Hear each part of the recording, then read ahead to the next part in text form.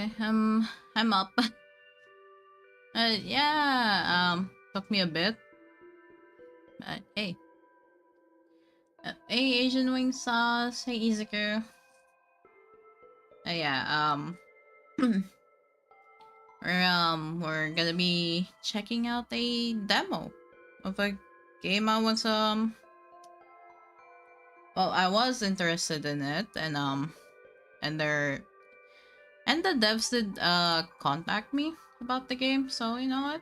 I think it was just the right time to actually check it out. So, yeah. Hey, Asian wing sauce. Yeah, I got something good for lunch. Yeah.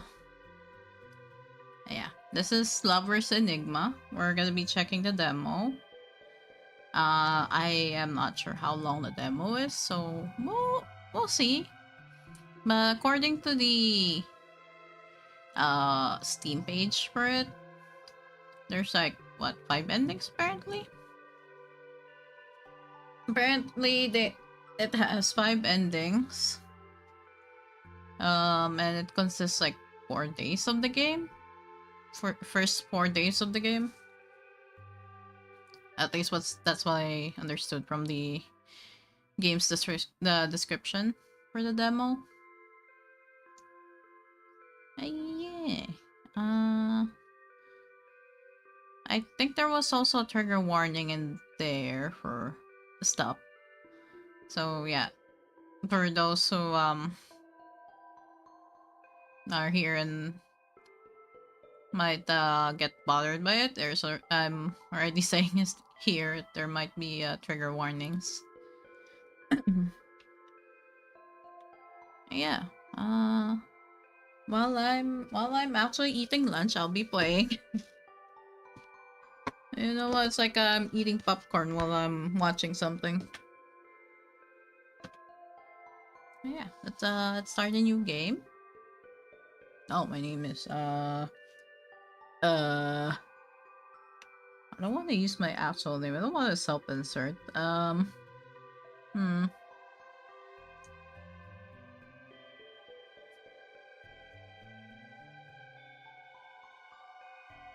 just gonna pick a random name.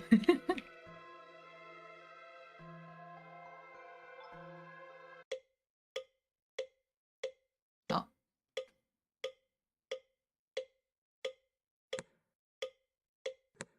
Okay. My phone.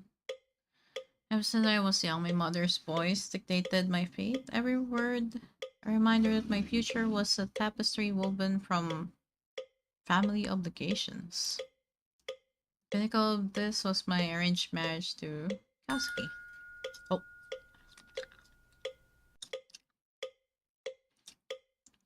Huh. A budding journalist my mother had met at a cafe shop. Lucky for her, he was in his late 20s too and looking to settle down. Reluctance gnawed at me, but I accepted. More to quieten my mother's persistence than out of any real desire. Oh, hey, Paro! Hey! Welcome to the stream.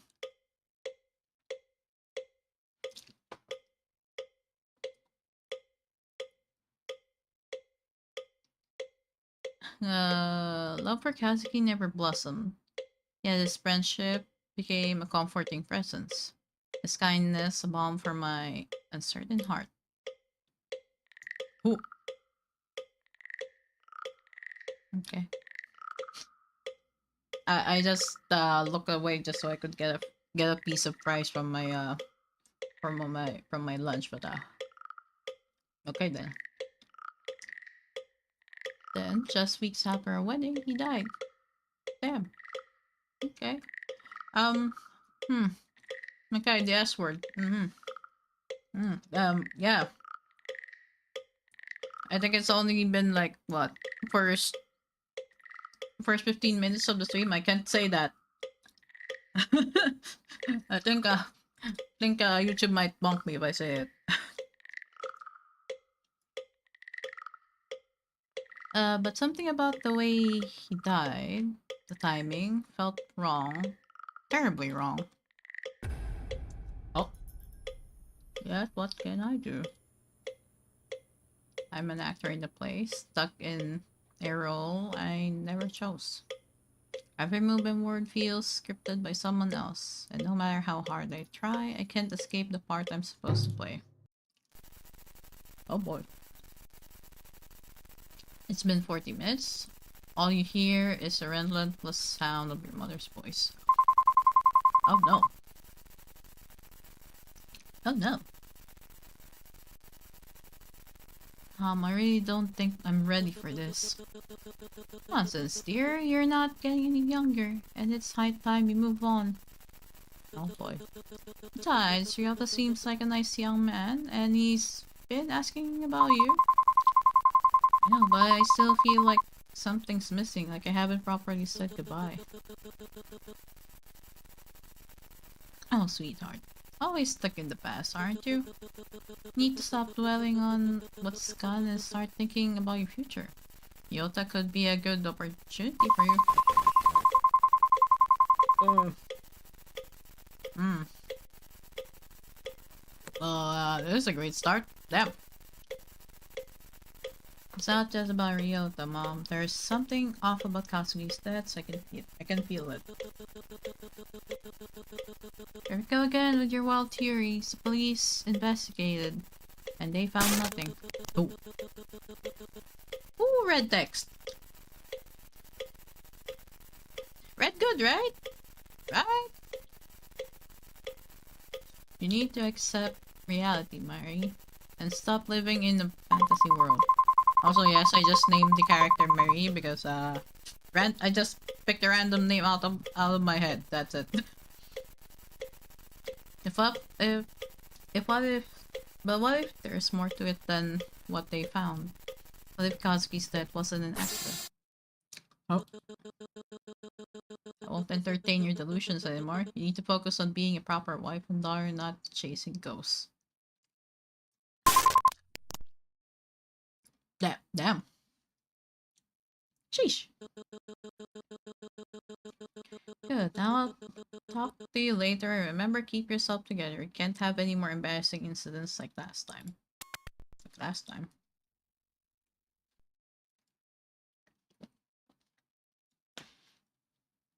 You sigh and stare at the phone for a moment before glancing around the room. Your gaze wanders over the shrine in the corner, its eerie presence casting a shadow over the otherwise mundane surroundings. Oh.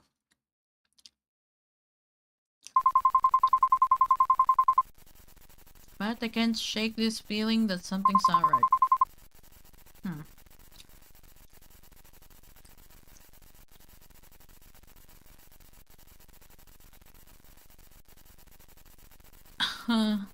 Can't hear myself think. I approach the shrine, a mixture of fear and determination coursing through your veins. Oh boy.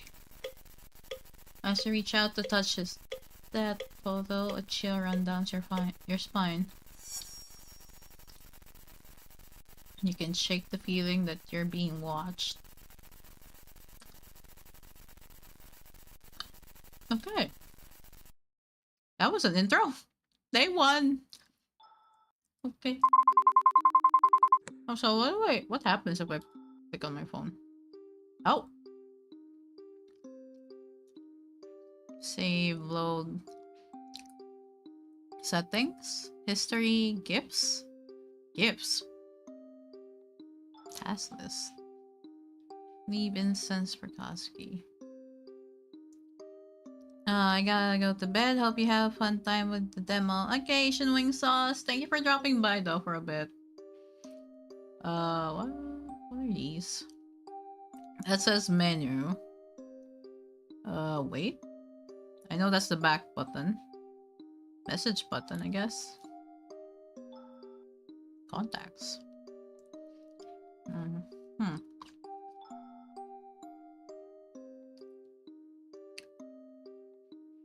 Okay.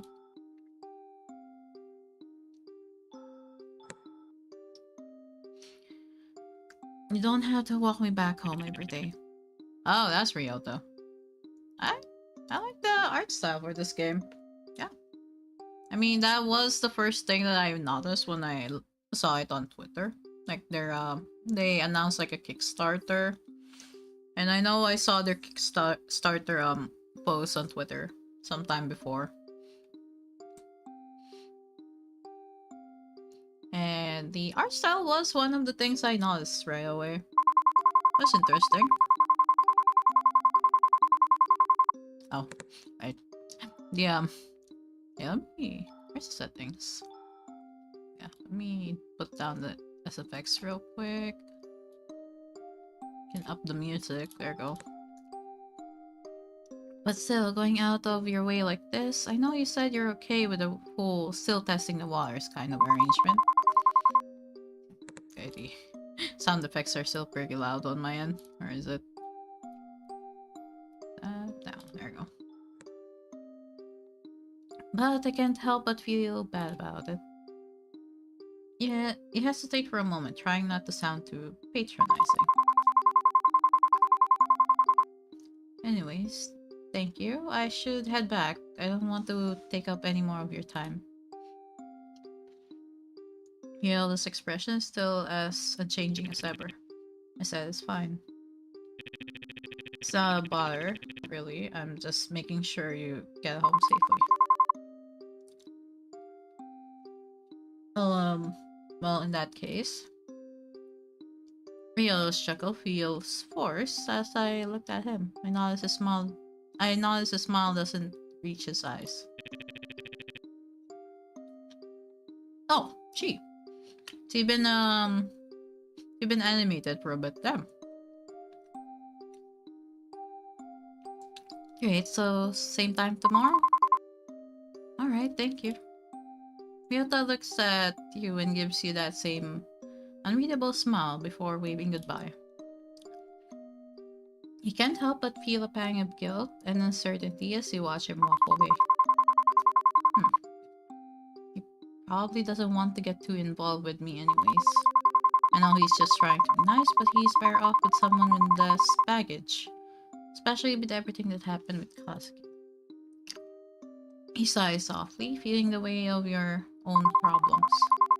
Maybe I should talk to Mom about easing up on her matchmaking. I mean... You could.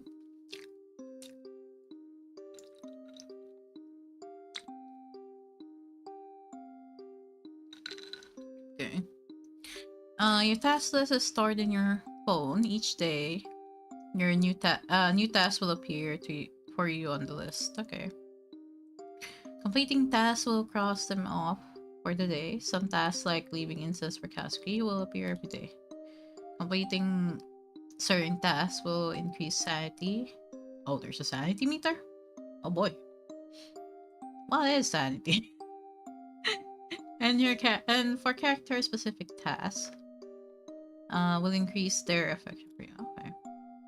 In the home screen of your phone, you can check your tasks in the task list, see your current contacts, look at pictures you've collected in your gallery, and check your emails. Real details of all the important people in your life. By clicking onto their portrait, you'll be able to see more details. Okay.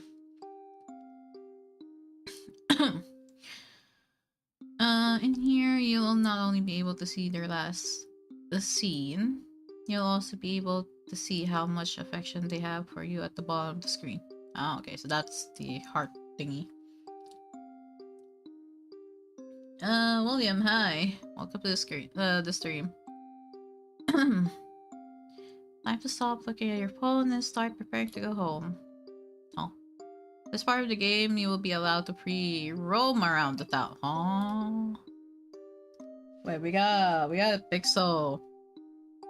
Yeah, pixel open world thingy? Okay. You may explore the town from 10 p.m. to 11 p.m. When it reaches 11 p.m., you will automatically head home. Okay. So we have an hour. Got it.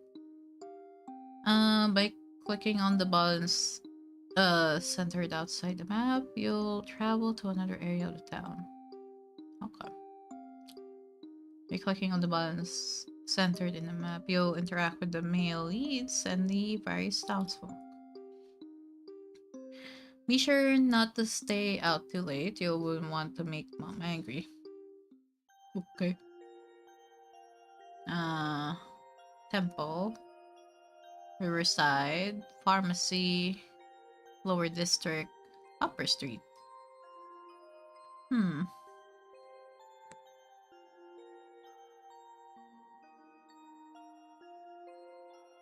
Oh, my task list is only go to the shrine. Or, huh.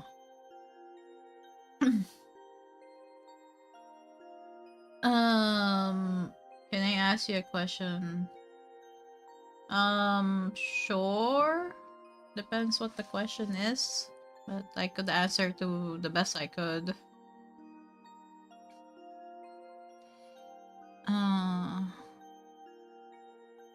Pharmacy. Lower District? Riverside. Why would I go to the Riverside though, but... Save here real quick. There we go.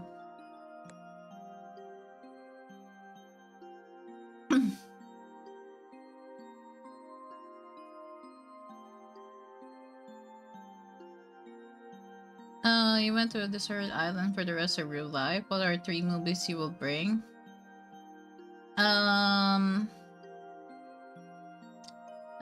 Thing is, I don't really watch that much movies, but I have like some movies that I watch, but they're mostly Japanese made and most likely are live actions of other anime.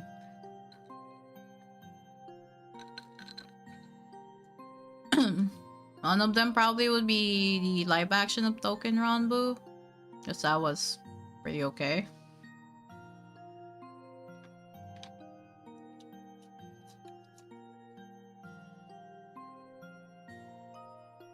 Let's go to the upper street.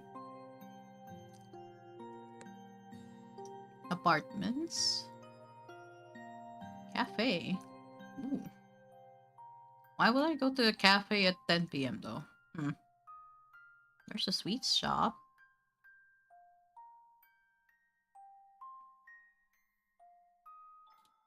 Go to the sweet shop. Do you like anime? Yeah. What's that game? It looks interesting. It's called Lover's Enigma.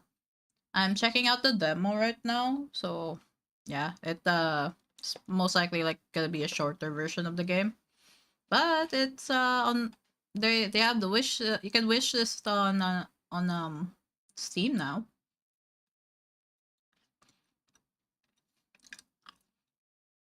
Seem to be closed today. Maybe you should visit the old lady that runs this place tomorrow. She was always kind to you. It's been a while since you talked to her. Okay.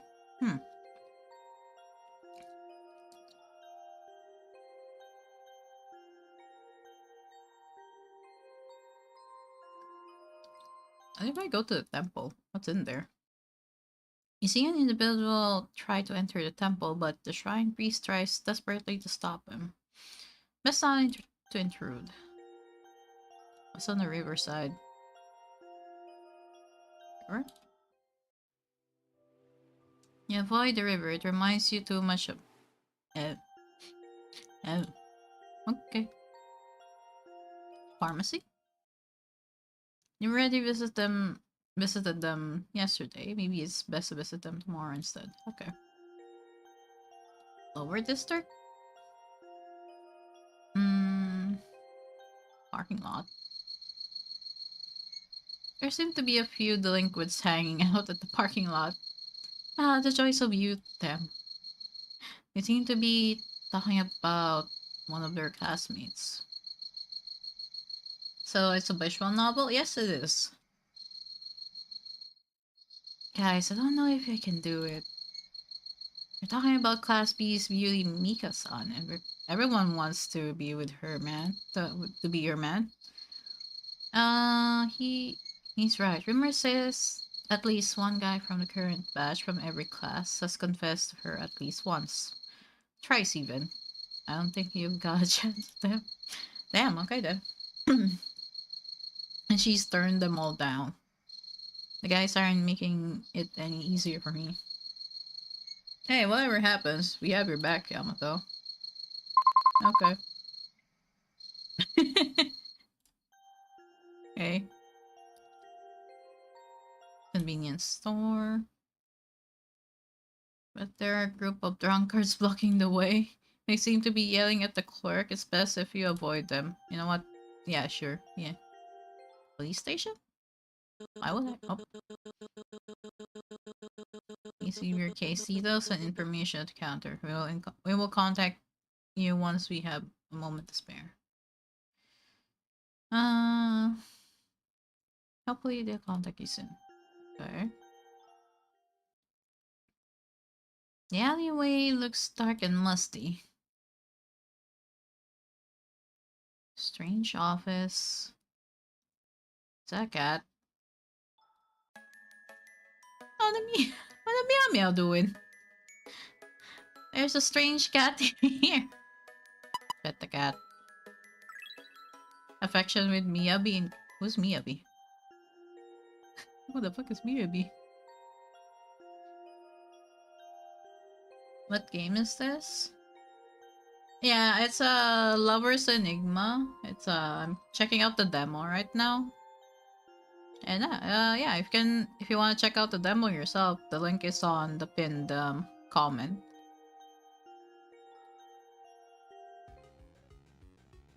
This place seems shady. No shit. And there's faint music playing from beyond the door. Okay.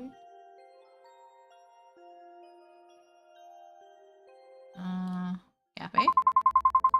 Case closed for the day. I should head back home. Okay. I went there already. Neighboring district. Library. Yeah, sure. Let's check the library. This is yeah. Yeah, it's closed. Okay. Yeah, let's walk down the corridor to your apartment. As you pass by your neighbor's unit, you hear a loud thud coming from the room inside, then it's a scuttle of footsteps shortly after. The door clicks open, you see a familiar yet sporadic silhouette pop out from beyond the door. Oh. Oh, before you can say anything else, he cuts you off. You stop leaving your trash outside, and when you leave the house during the day, you're always so noisy. Oh. Now you have nothing better to do, but some people have things to do, you know. Gives you that stupid look on his face, reminiscent of a certain 2008 anime. Want to yell at him, call him a stupid naggy damn! But you're an adult. You're an adult, and even though he's short and rude, he should be able to reason like one too. I'm sorry, I'm not to be too loud. I'll try not to be too loud next time. You expect him to continue berating you, but his expression softens. It seems as though he too was expecting some sort of resistance from you. Yeah, you better. Ren looks at you for a moment, a hint of defensiveness in his gaze, before reluctantly nodding his head and closing the door behind him. A strange guy. I barely see him when I do. He lectures me. Whatever, can't let some weirdo ruin my day. Okay.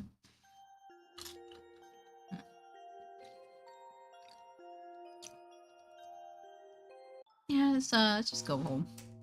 Finally enter your apartment. A groan escapes your lips as you're finally able to kick off your shoes and collapse, exhausted, onto the couch. Why do I always have to deal with weirdos after a long day of work? Speaking of work, I can't deal with it anymore. There's too much going on. Everyone looks at me with that same pitiful yet annoyed expression. They gossip about me behind my back, yet every time they see me, they offer some unnecessary advice.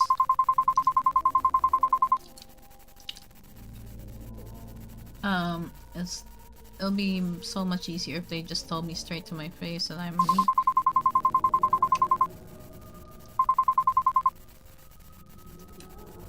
Hmm.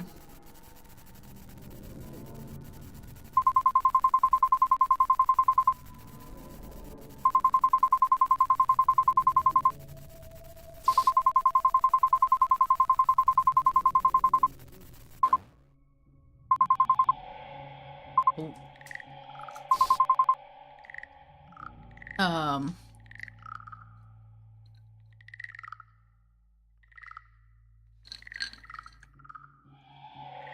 Well.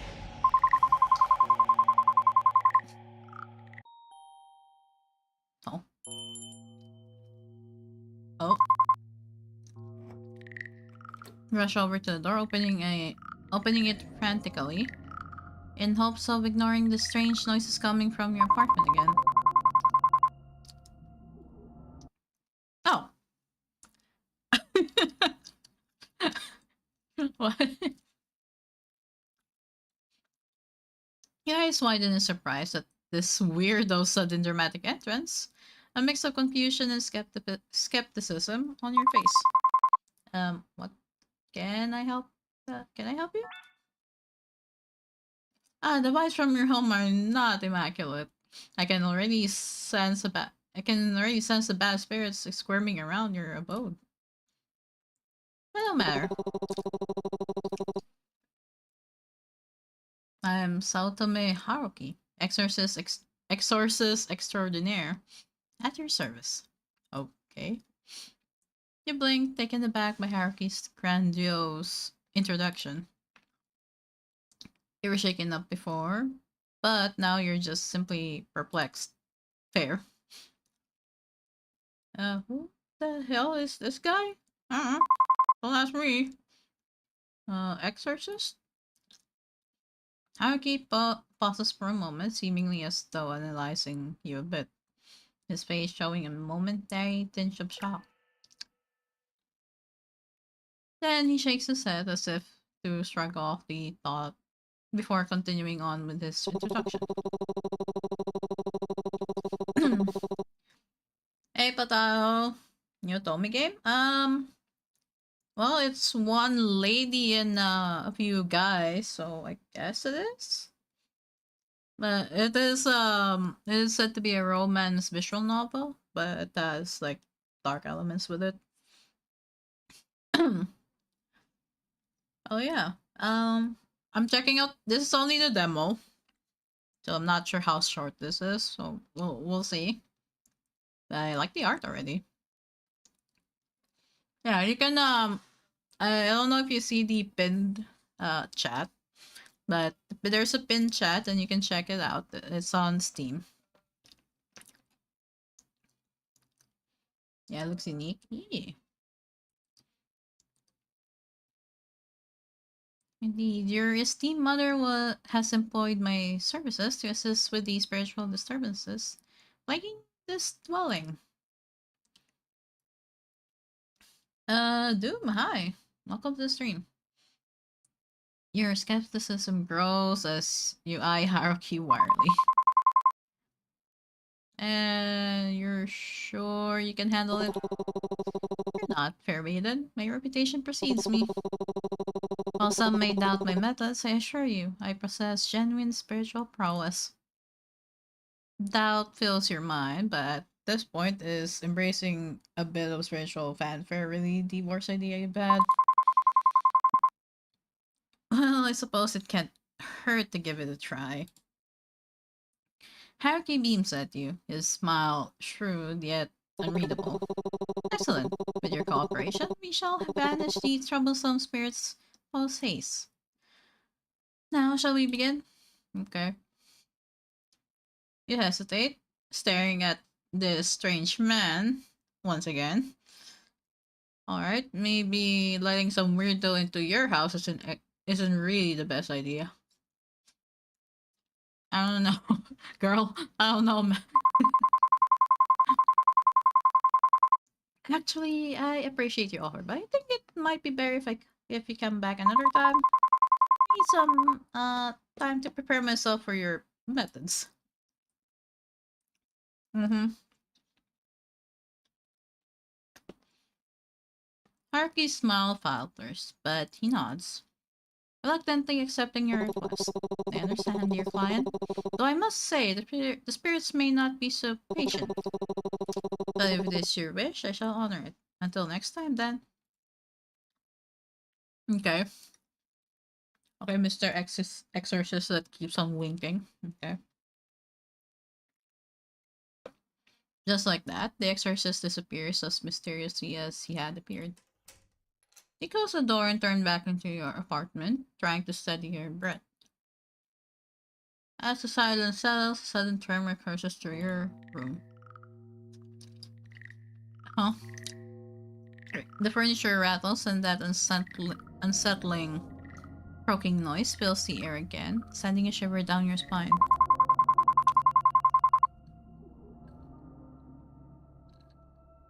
Okay. We have like what was the word? Poltergeist or something? I don't know. Like, girl, what the fuck is happening? I need to check my phone. Okay. Oh crap, I must have forgotten to leave the incense out for Kazuki. No, damn it. As you approach the shrine, it begins to shake violently. Kazuki's deadfall slips off the altar. You race to the shrine, your heart pounding in your chest. This is the slot machine. You need 3 matches to win, but if your sanity is high, you only need 2 match. Well, okay then. Press the space bar to start playing or click on the lever. Okay. Okay.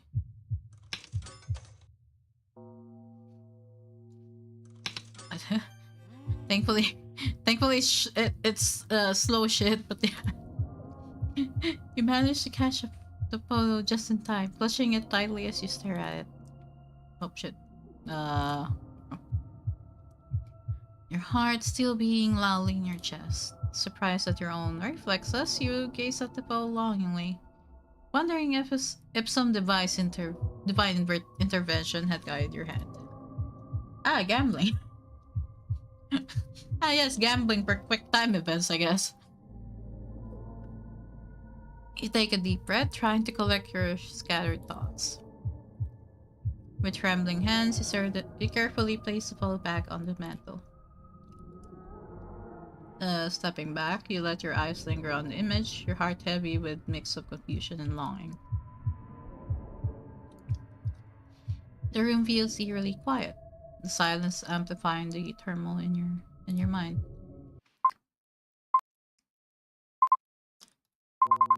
Oh, okay. Oh look, it's my paralysis demon.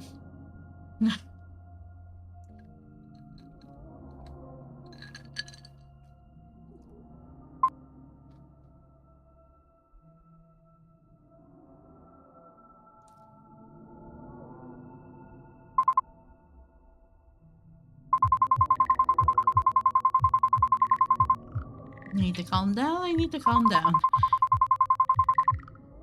What did you tell me? What was it? The bathroom? Yes. I have to get to the bathroom. Hey, Izuku. Yeah, thanks for the headpats. Bro, where are your textures?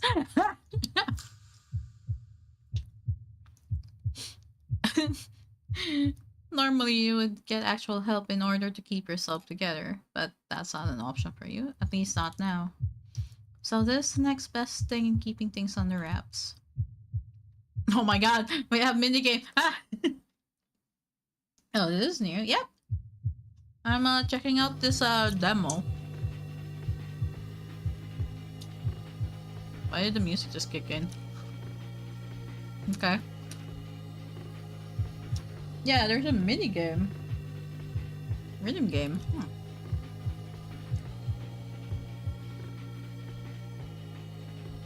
Wait, like the arrow keys on the keyboard? The more accurately you hit the keys, the higher your score.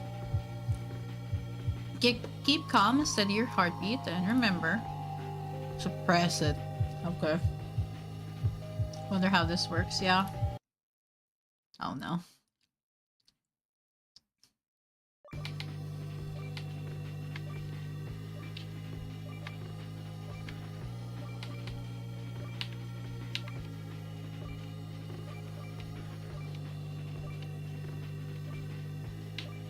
Ah, shit.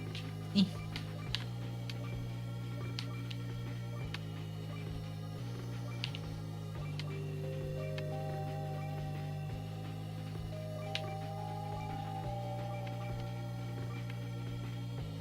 Ah.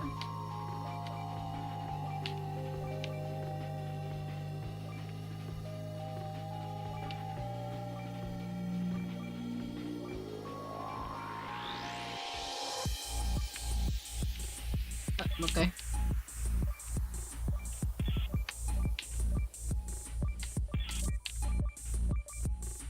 Oh shit.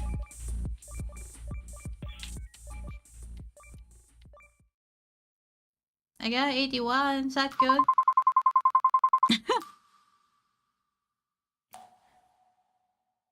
It was like Funky Night. Super fast, cause that would be impossible.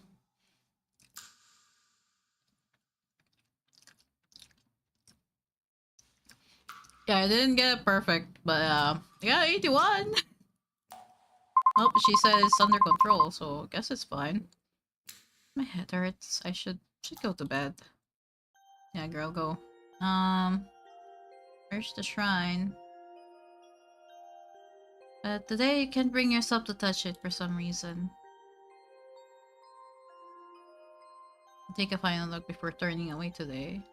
Today has been too much already. Okay. Window? You open the window to let some fresh air in, but all you were met is the unfortunate smell of sewage. Damn. You close the window disappointedly. Bedroom, I guess? Game name? It's Lover's Enigma.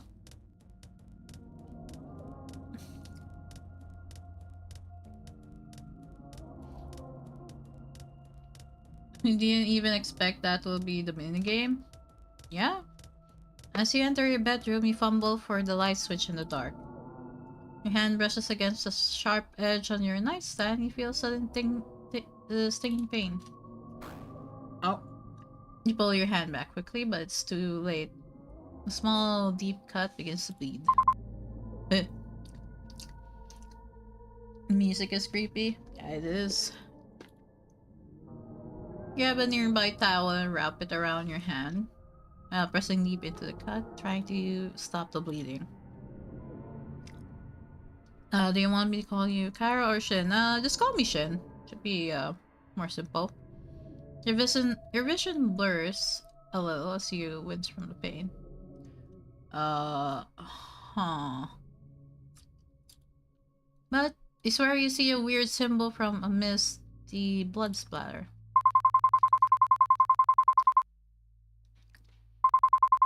Seriously, I wish mom would stop meddling with my business and making me do all of this for her. Just you say just as you say that, your phone buzzes. From the glow of your screen, you read the words 3 unread messages from mom. Oh boy.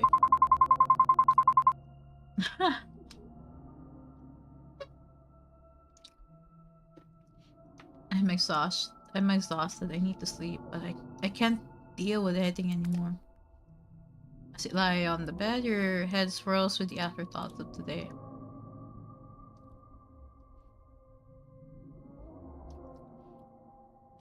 Do your choices matter? You can't help but worry about yourself. You can sense that things are changing, and no matter what you do, you can't stop it. You don't want to sleep just yet. There's so many things to do. But your eyes give out as you lay there in your bed.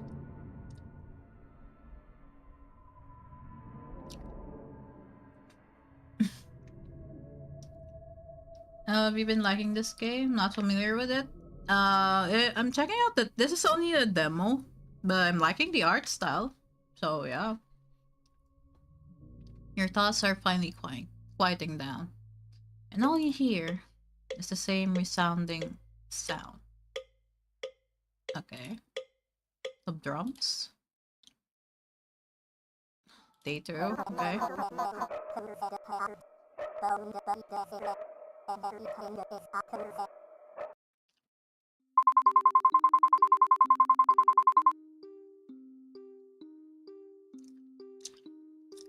Wow. Red good, right?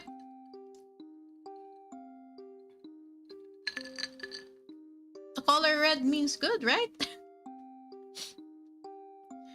Yeah, this is new for an otome game to have this creepy atmosphere.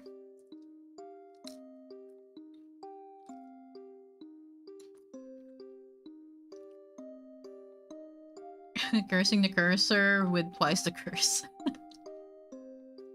I can head home from here. I'd rather not take up too much more of your time, Ryota. It's not a problem for me to escort you back. Oh, well, it's just that I have to get some stuff on the way home. Dinner and such. I won't insist then. Have a safe walk home, Mary. Ryota leaves, heading towards the cafe. Maybe he's just visiting Yoko before going home. Oh.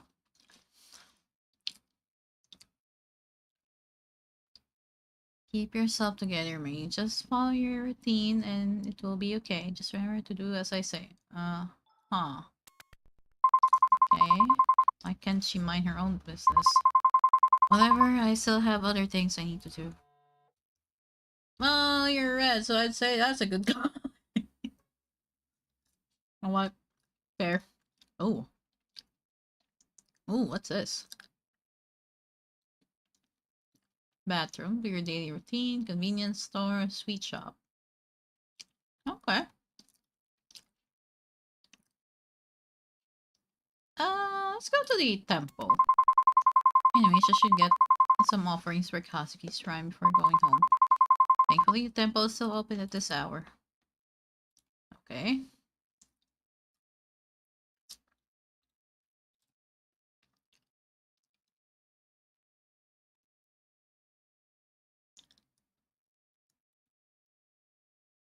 Can also interact with various other townsfolk.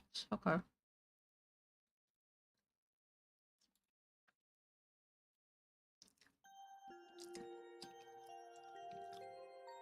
Let's go to the temple first. Oh.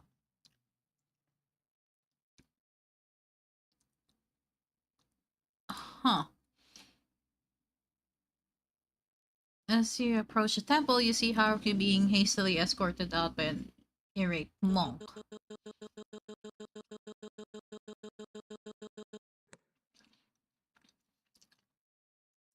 Hmm.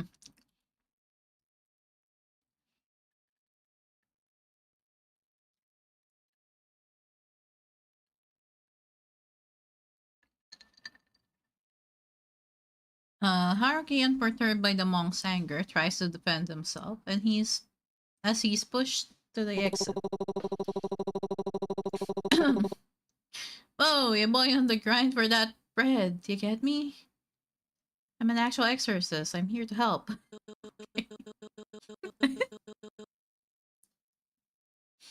I've got some sparkling water. Do you like sparkling water? Not really.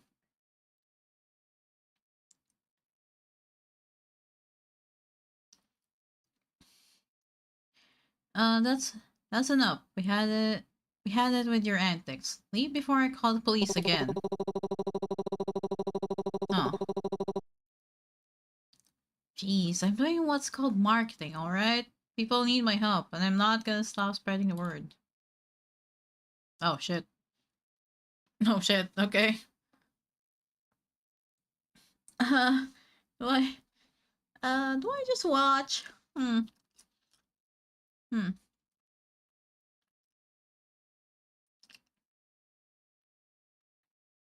This is a matter of preference? Yeah, it is, yeah. Do I just watch this happen or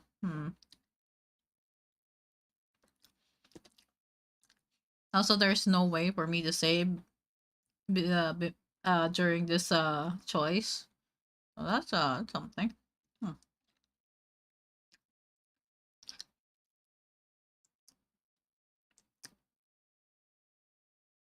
Let's gonna watch.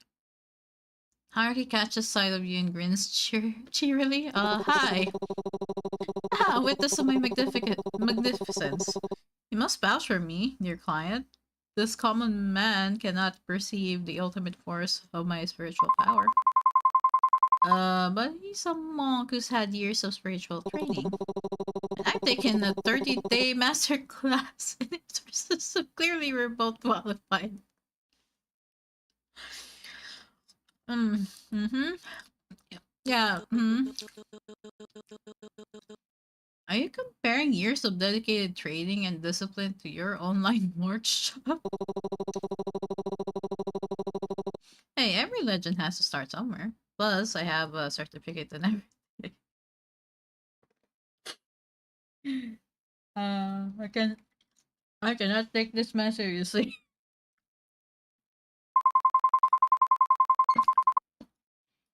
This is one of those online certificates that you print out yourself.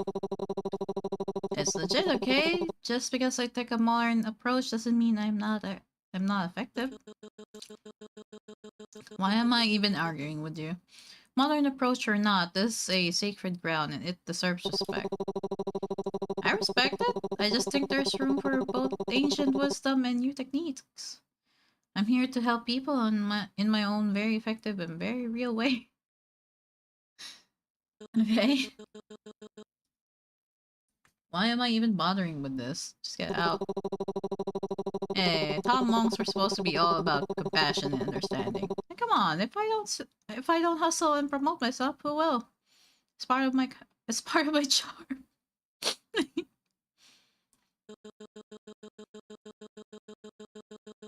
This is a place of tranquility, not a stage for your antics. I'm going to call the police if you don't leave.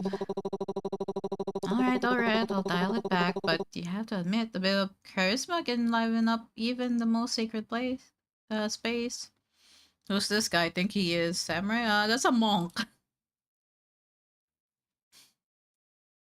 The monk sighs and you swear he might just break his vow of non-violence, but he just ushers Haruki out of the temple grounds with an exasperated wave. Oh, there they go. Outside, Haruki waves you over with a cheeky grin. That was something. You got to admit, I really know how to steer things up. Yeah? Yeah, I guess you could say that. Yeah? Yeah, you definitely make an impression, but maybe next time try not to get kicked out.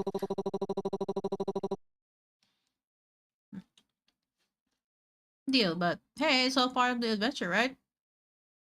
Okay. You'd think you'd take the vow of silence. Oh. Anyway, dear client, what brings you up to the sacred ground? Surely you didn't come just to witness my flair. Uh, huh. Yeah, let's try to do the tasks first. My kind-hearted wife. How commendable. Though I must add a little note, simply bringing gifts might not suffice to appease all spirits, especially those of the rather malevolent kind. I mean, that's where you come in, right? You flatter me, my dearest client. I shall do my best to navigate these intricate spiritual matters with the same flair and expertise you do believe I truly possess. Not that emote again.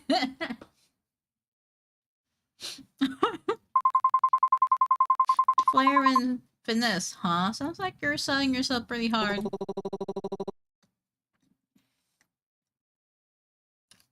Oh, one must advertise their talents. Besides, I believe that a little charm never hurts anyone.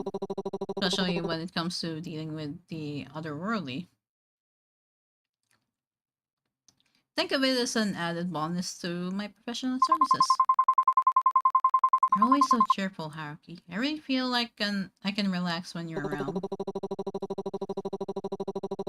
I'm just doing my part to lighten the mood. Exorcism would be such a gloomy business otherwise.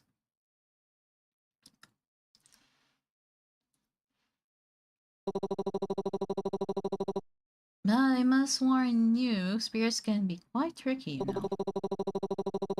The world of the supernatural is like an intricate dance. Sometimes even uh benign spirits have their own quirks and challenges. Well, I sensed at your home the other day. I didn't want to bring it up here and then. There and then, just in case you got scared. But whatever's in there, whatever is haunting your house is not simple ghosts. Something that has been festering for years. Who wouldn't be afraid if you put it like that? Why does bro emote? Why does bro emote in his lines? I don't know. I don't know. I can't take him seriously whenever he has like the emotes on the lines. Ah, forgive me. Forgive my choice of words. What I meant to say is there's something strange brewing spiritually in your home. But that's how something the strong and knowledgeable exorcist from the Otome clan, that is I, can handle. So please, trust me. What is that emote? I will erase any evil that plagues your way. What is that? What is that?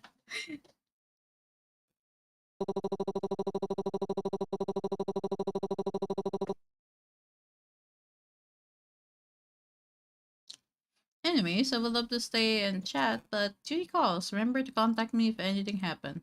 I'll be off. Girl, you're haunted. Ooh, let me help. God damn it. With a dramatic flourish of his coat, Haruki turns and heads down temple steps, disappearing into the bustling streets. You watch him go, a mix of amusement and reassurance settling in. Despite his eccentricities, Haruki's presence feels undeniably comforting. um, hi there on the YouTube chat, hey. Right, I had better get Kazuki's incense while I'm here. Yep, you better. Uh,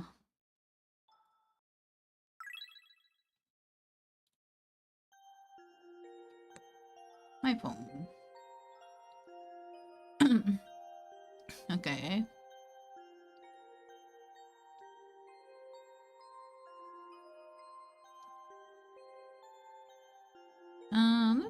Let's go to the sweet shop then.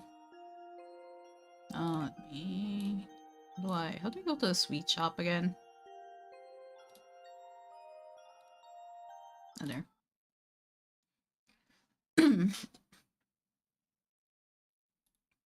Oh, it's closed already? Damn.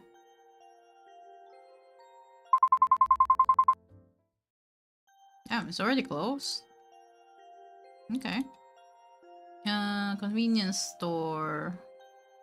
Cafe. Mm.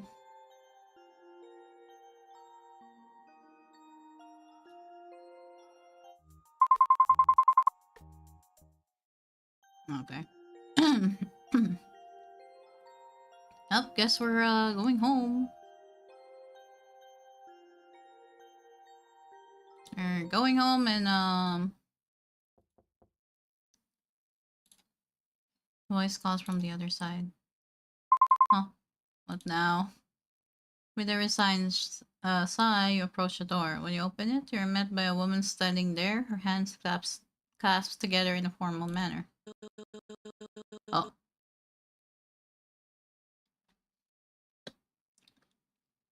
Oh. Hmm. Hmm.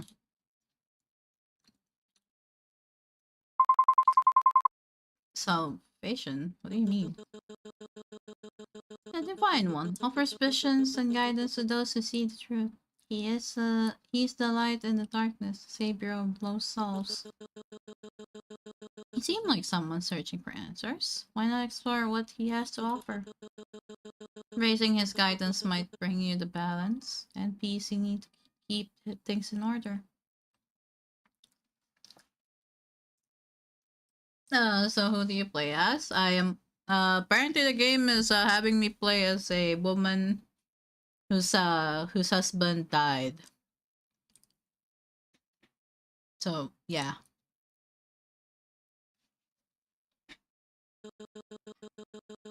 After all, in the midst of chaos, true balance is found through the light of the divine. Nah, nah, bro, I'm good. No thanks, I don't really want to. You try to close the door, but the cult member wedges her hand into the gap. Ma'am? A widow? How sad. I mean, it is like a dark romance visual novel, so I understand your reluctance, but Hiroshi Nakami's light is too important to ignore. This path offers salvation and purpose. Turning away now means missing out on a profound truth. Please reconsider. Our door is always open, but the time to accept his guidance is now. Oh Jesus, okay.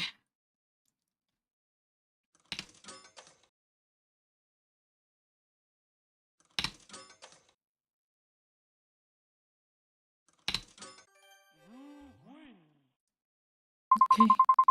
I appreciate your concern, but now is not really a good time. I'll definitely check it out again though. I understand it's not the best moment, but Hiroshi Nakami's guidance is essential. Some opportunity to find balance and peace might not come again. Isn't your search for answers worth exploring? I'm really not interested right now. Oh my god. Ma'am, please take the hint. Ma'am.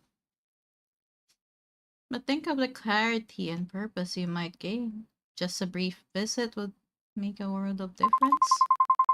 I said no. I need to focus on other things at the moment. I see. Well, I'll respect your decision for now. I'll come back with more information if you're still unsure. Thank you for at least considering it. Remember, our door is always open. The woman bows deeply and, with a final lingering look, turns away, leaving you alone.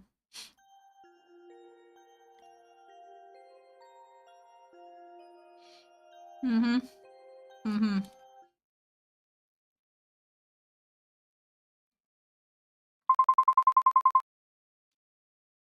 I should take care of them first. Hope this keep you at peace for tonight once again. Maybe it's my imagination, but the air around the shrine feels a little colder, and the feeling of gratitude settles in my bones. I smile softly at the shrine.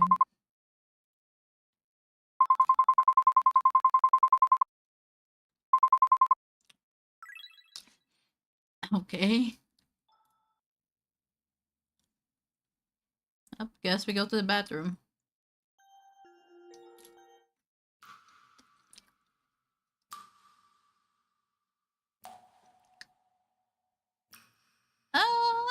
Select music. Funky. Uh, huh. Um, okay, wait a minute. Is that asking me to play the rhythm game again? Okay, then. Uh,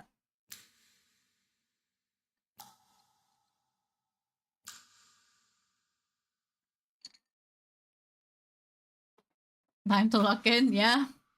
I'll just go with normal for now.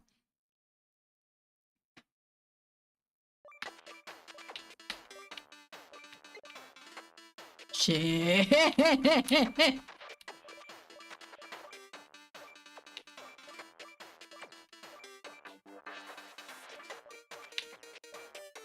I'm not used to arrow keys as a rhythm game thingy, but yeah.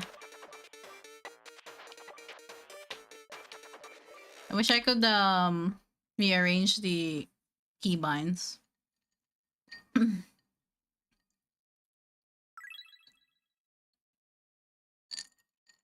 Oh, my sanity increased, so you know what? I'll take that.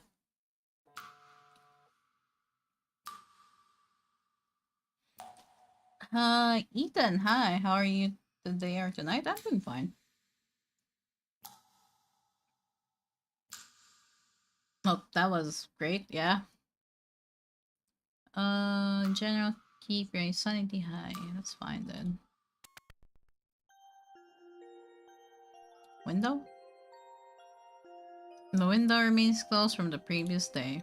Do you still want to open the window?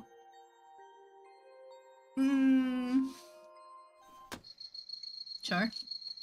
Despite the nauseating stench from yesterday, and yet you're met with the sweet smell of cotton candy?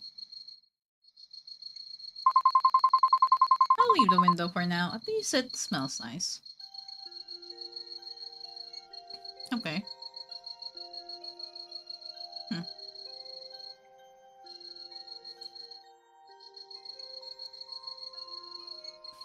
Guess we can go to the bedroom. You step inside, everything seems in place. The door clicks shut behind you. For a fleeting moment, peace settles in the air, and your mind drifts back to the day. Whenever I'm with Haruki, his high energy makes me feel less tired, and he's surprisingly fun to be around. A soft, unexpected smile brushes your lips. Okay. Mirror me. Okay. Maybe things aren't so bad after all. Maybe not everything has to be difficult. But before the thought can settle, something stirs beneath your skin. Guilt, thick and alive, begins to bubble, crawling its way through your veins and towards your fingertips. Your hands tremble. You glance down. What's that? A flicker, a slither beneath the surface. The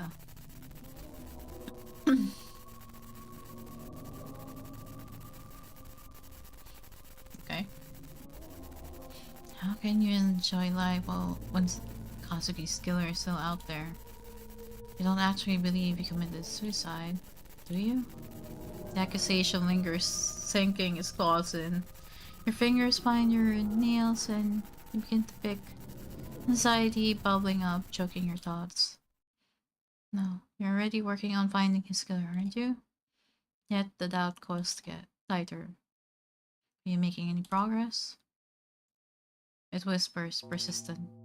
Who gave you the right to smile, to feel any joy when Kazuki is nothing more than ashes now? Your nails dig into your flesh, tearing at the guilt festering just beneath the surface. You claw at your skin, frantic, as if somehow you can scrape away the guilt. As if those phantom insects crawling beneath the surface will stop moving, will stop whispering. Huh. The scar on your hand throbs sharp, biting, and suddenly the wound opens again, fresh blood dripping down your wrist. Your head bounds, a drumbeat of dread. A knock echoes from the door. Soft but familiar. Both again. Panic seizes you and you run to the bathroom, desperate to escape, to wash away the dread crawling up your spine. You splash cold water on your face, but as you glance at the mirror, something flickers behind you, shadow, presence. Your stomach twists violently, bile rises, and you hurl the day's lunch into the sink. Then, without warning, the lights snap off. Ooh. Darkness engulfs the room, thick and suffocating. The only sound is the low, menacing hum of the ventilator, and the running water filling the void. And then footsteps, thumping, scuffling. Someone is outside the bathroom door. A voice calls out to you. Mom? No, it can't be. She's far away, too far to be here. You shake the thought away, but the thumping grows louder. And cold dread seeps into your bones. The wound on your hand bleeds more. Pain shooting up your arm. Ha ha ha ha ha.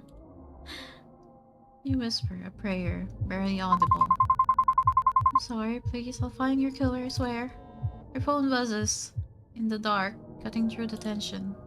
Notification flashes in. It's from your mom. Remember to call if you need help. Your heart clenches, a bitter laugh slipping from your lips. Hey, Tatsuya. Fuck that, I'm calling that. I'm not calling that babe. Oh, god damn. But then a colder thought cuts through the feet.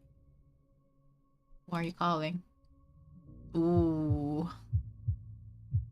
Ooh, also we have an ad break though, so I'm gonna take a bit to think about this.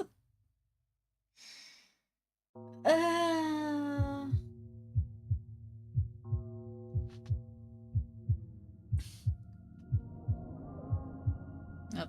Hey, thanks, Tatsuya. Yeah, there is no save during choices like the usual otome games we play, so this is something you actually have to think about. And I'm playing the demo blind, so I don't know where I'm gonna end up in.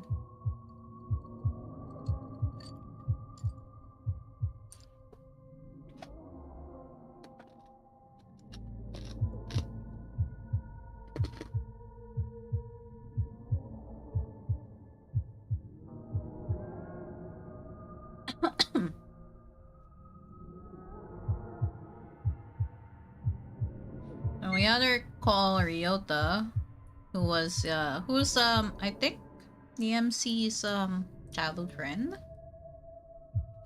Call Haruki, who is the exorcist. Write to Kazuki, but I don't know what that's gonna do. But Kazuki is the dead husband. Or you run out and meet up with the whoever is in your house right now. I don't think I'm trying to kill my character though. So I'm not running out. I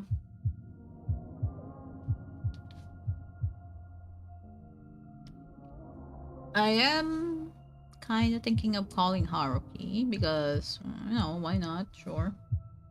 So let's give his exorcist capabilities chance.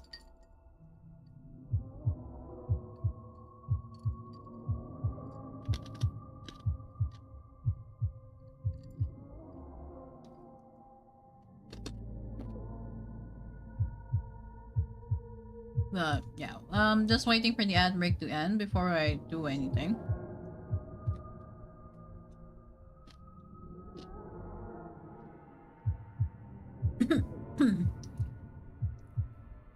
So, okay.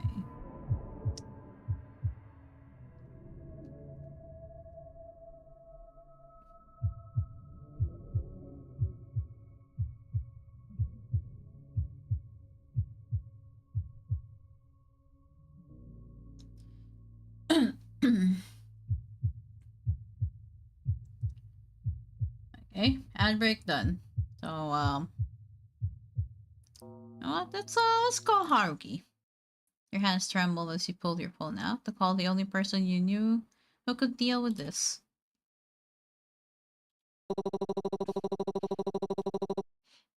Are those pesky spirits being restless again? Or perhaps you're moving things around your apartment? Fear not, for my services are always at your disposal. You were so taken aback by his precise knowledge of your predicament that the rest of his bombastic greeting went right over your head. How did you... anyway. You're right. Things in my apartment were moved while I was at work. I swear my apartment was empty and no one was home when I got back. When I got back, everything was a mess, and something felt off. I didn't know what it was, but it felt supernatural, perchance. Fucking smiley. Please just come over and help me. Of course, I'll be there shortly, lady. Nope, there we go. Despite how odd he is, I can't help but feel reassured. The chill of the apartment sends shivers down your spine. And so, partly against your better judgment, you step out of your apartment to wait for Haruki to arrive. Oh. when the steady when the steady tapping of Haruki's shoes finally echoed down the hallway, the sun has already started setting. He waves at you before uh grasping the doorknob and opening the door with a flourish. After a brief moment, he pauses in doorway, turns and gives a wide grin. My, that's quite the energetic spirit we have here. Of course, this will not be an issue to me. I would advise that you step back a bit, my lady. You'll immediately take Haruki's advice and take a few steps back. Haruki, almost in a strategically fashion, places candles around my apartment. He then comes back to the doorway and prepares to chant. What game is this? It's Lover's Enigma. It's I'm checking out the demo right now. So yeah, it's apparently a dark romance visual novel. So yeah, I I'm playing as a woman whose husband died. I guess she's going through the grief of it right now. The very air of the room starts to feel charged as Haruki's voice takes on a melodic quality. Words that I have no understanding of flow like water from his lips. His hands trace intricate patterns through the air, candles flickering wildly as the flames dance erratically in non-existent wind. It doesn't take long for the room to fill with unsettling energy. A chill runs down your spine as the cold draft rustles curtains, sending shivers across your skin. The melodic chanting suddenly interrupted. You good? Haruki clutches at his chest, staggering. A faint trickle of blood escapes from the corner of his mouth. Each cuff sends specks of blood splattering onto the floor. The room is filled with the sounds of his labored breathing, and the eerie silence is only accompanied by the ticking of the clock.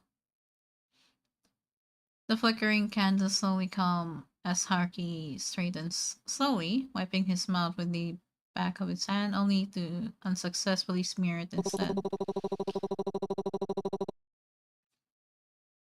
Okay.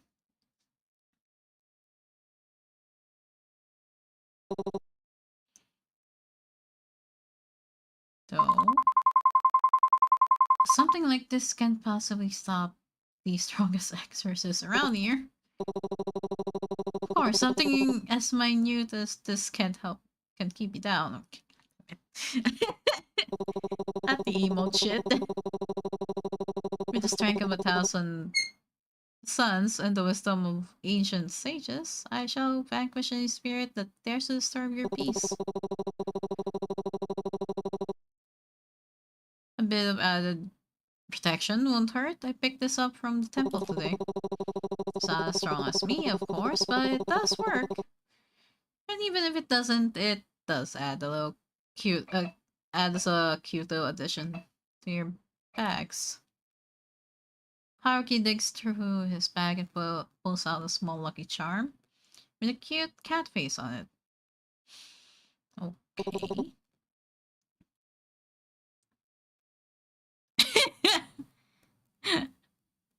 uh, hmm. Guess I'll just say thank you. Do you think so? I guess my charm is rubbing off on these cute little cats. Okay.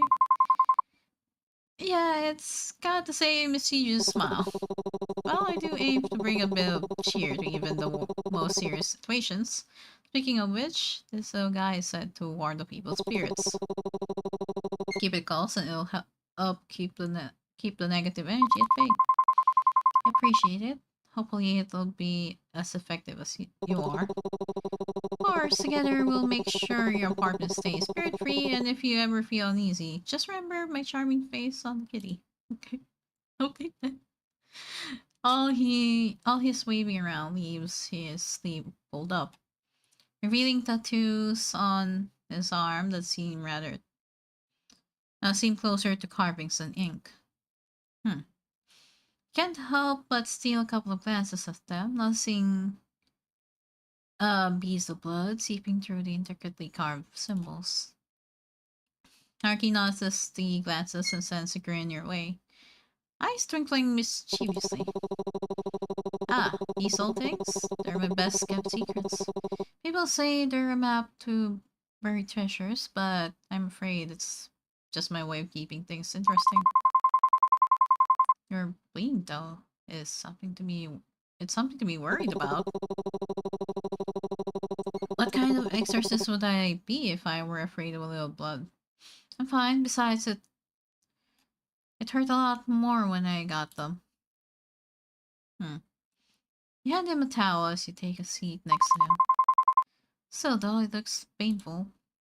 You hesitate, thinking about whether or not to ask Haruki about them. Nope. Thank you for the follow. Hey. Oh, hey, Ashley. Thanks for, no, wait. I think that's Faye, but hi. Hi, Faye. Thank you for the follow. I'm to hydrate, yeah. Been, reading. Hmm. Mm-hmm. Hmm. Mm-hmm.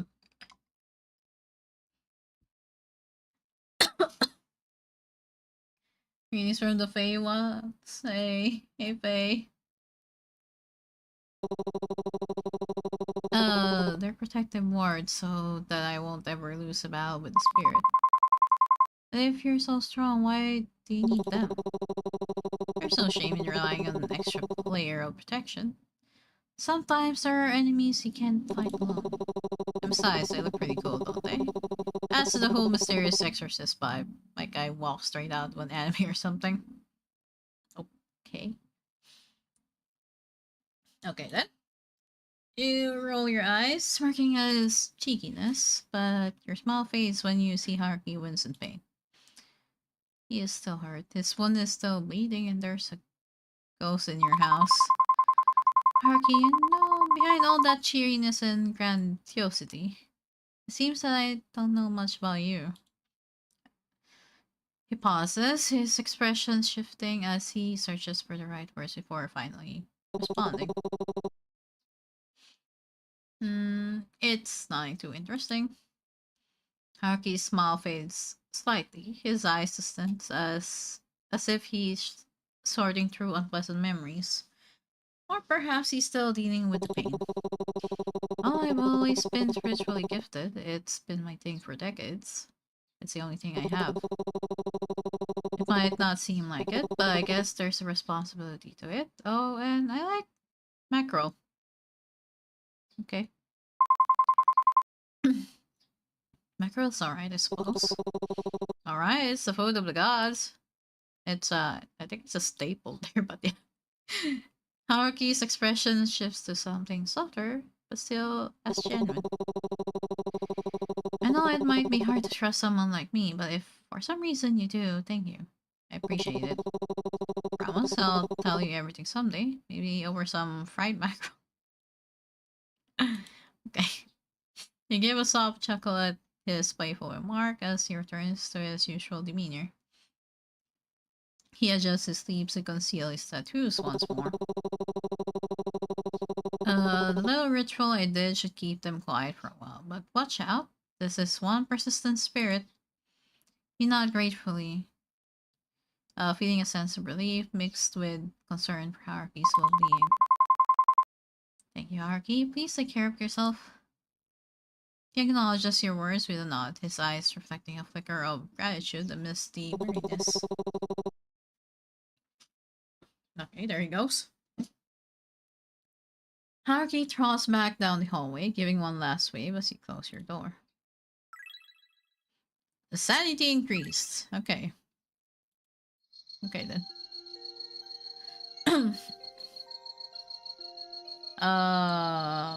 Let's save.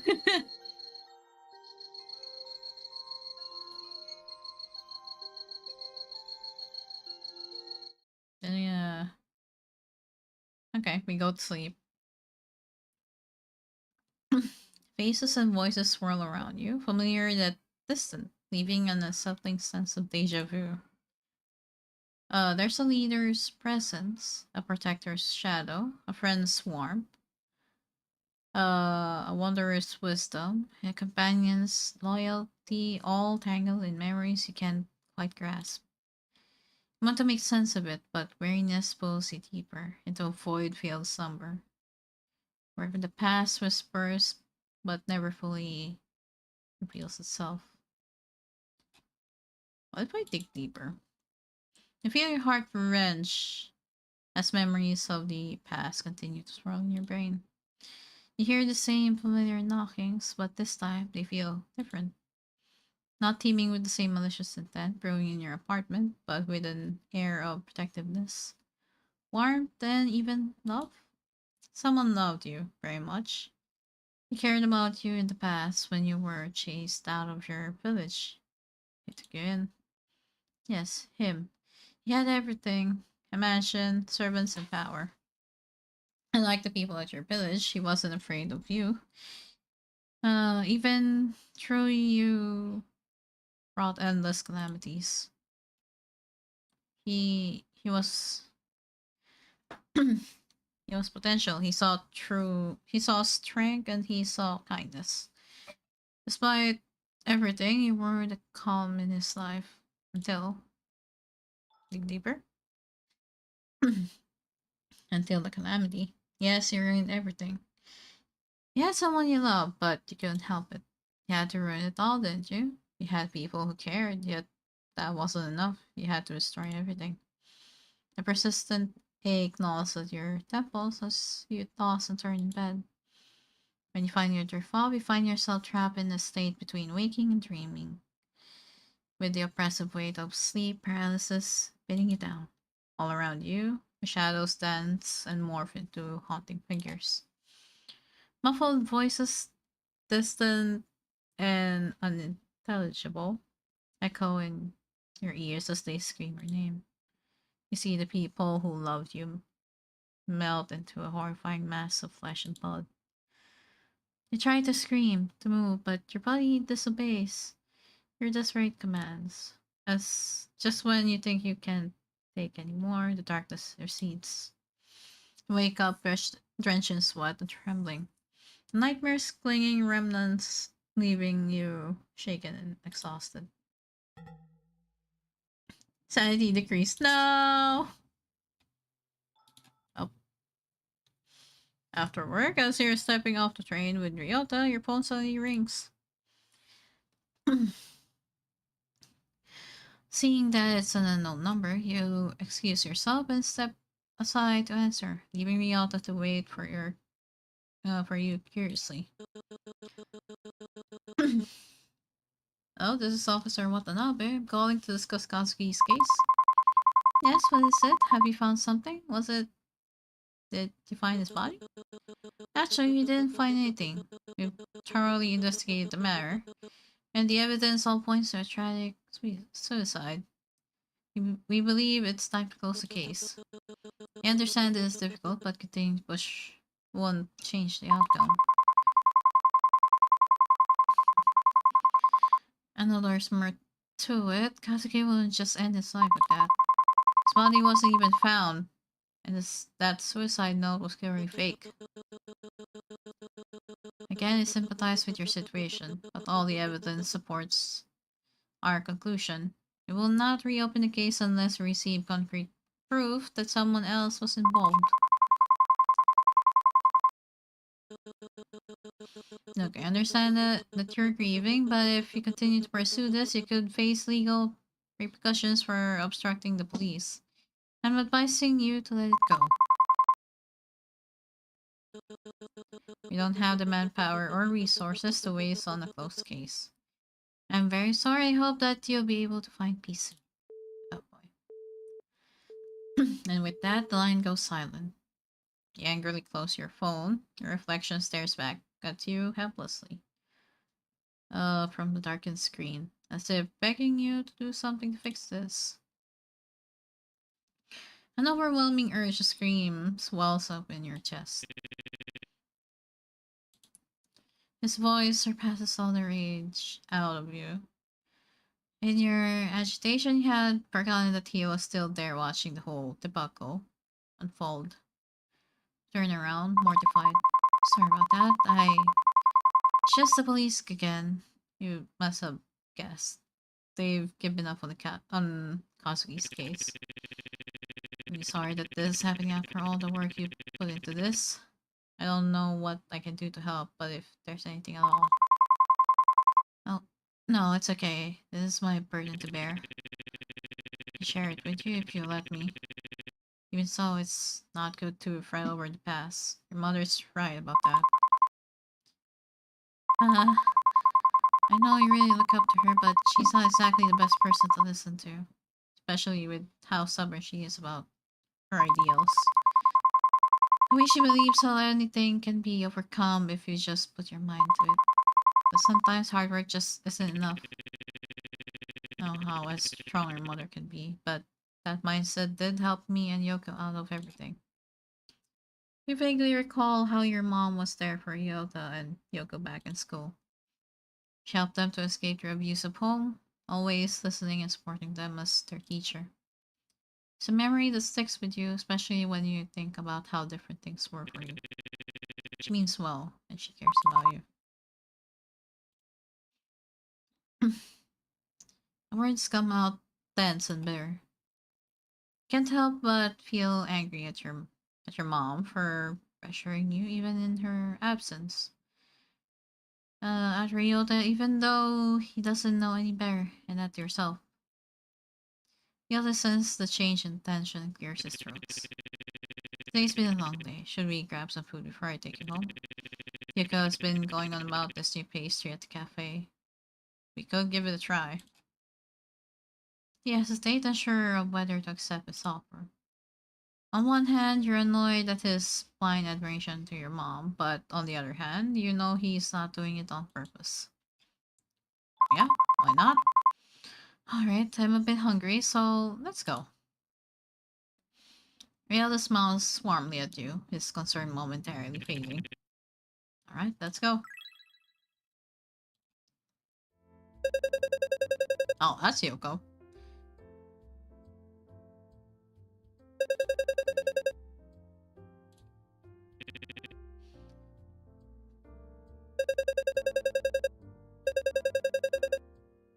Anyways, how can I help you guys?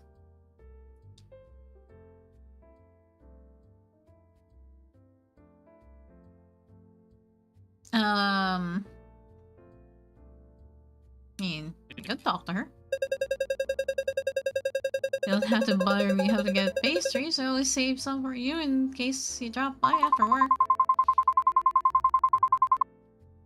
You know, I'm not here for that. That's just a bonus. The real treat is talking with you.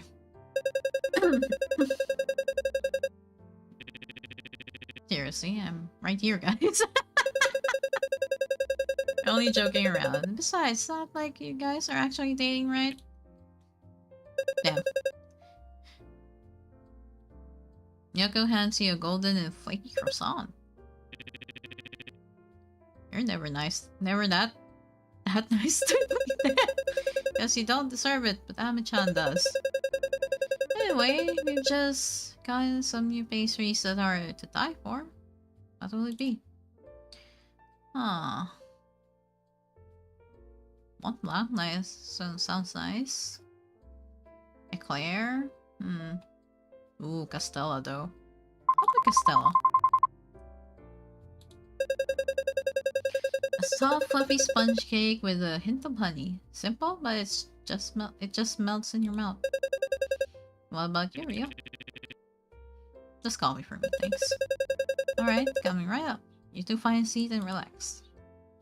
As you find a cozy corner to sit in, you can't help but notice the warmth in the cafe. Stark contrast to the cold conversation with the police officer.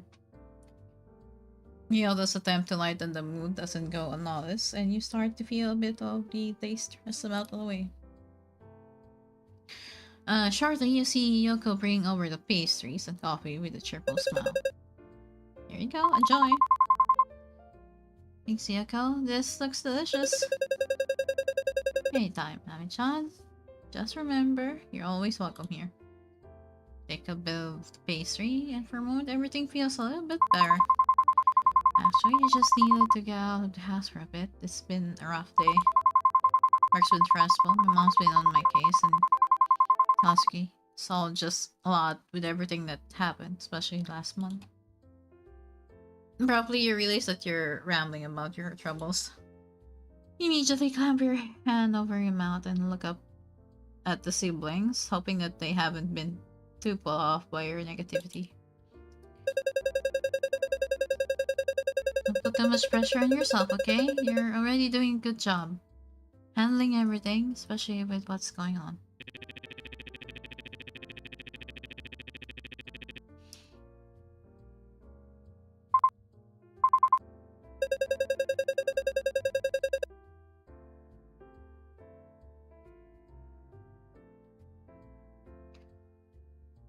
You spend the rest of the night with them, talking about mundane things as you enjoy your dessert. Maybe you'll be alright, not in the long run, but just for tonight. Eventually the cafe closes and you part ways with Ryota and Yoko, feeling a bit lighter than before. The walk home is quiet, the night air cools against your skin. As you step into your apartment, the weight of the day's stress seems to settle back in. But the warmth from your night out lingers. I hope tomorrow won't be as bad as today. As you're about to close the door, you feel pressure on the other side. A foot wedges between the door and the frame, stopping you from shutting it completely.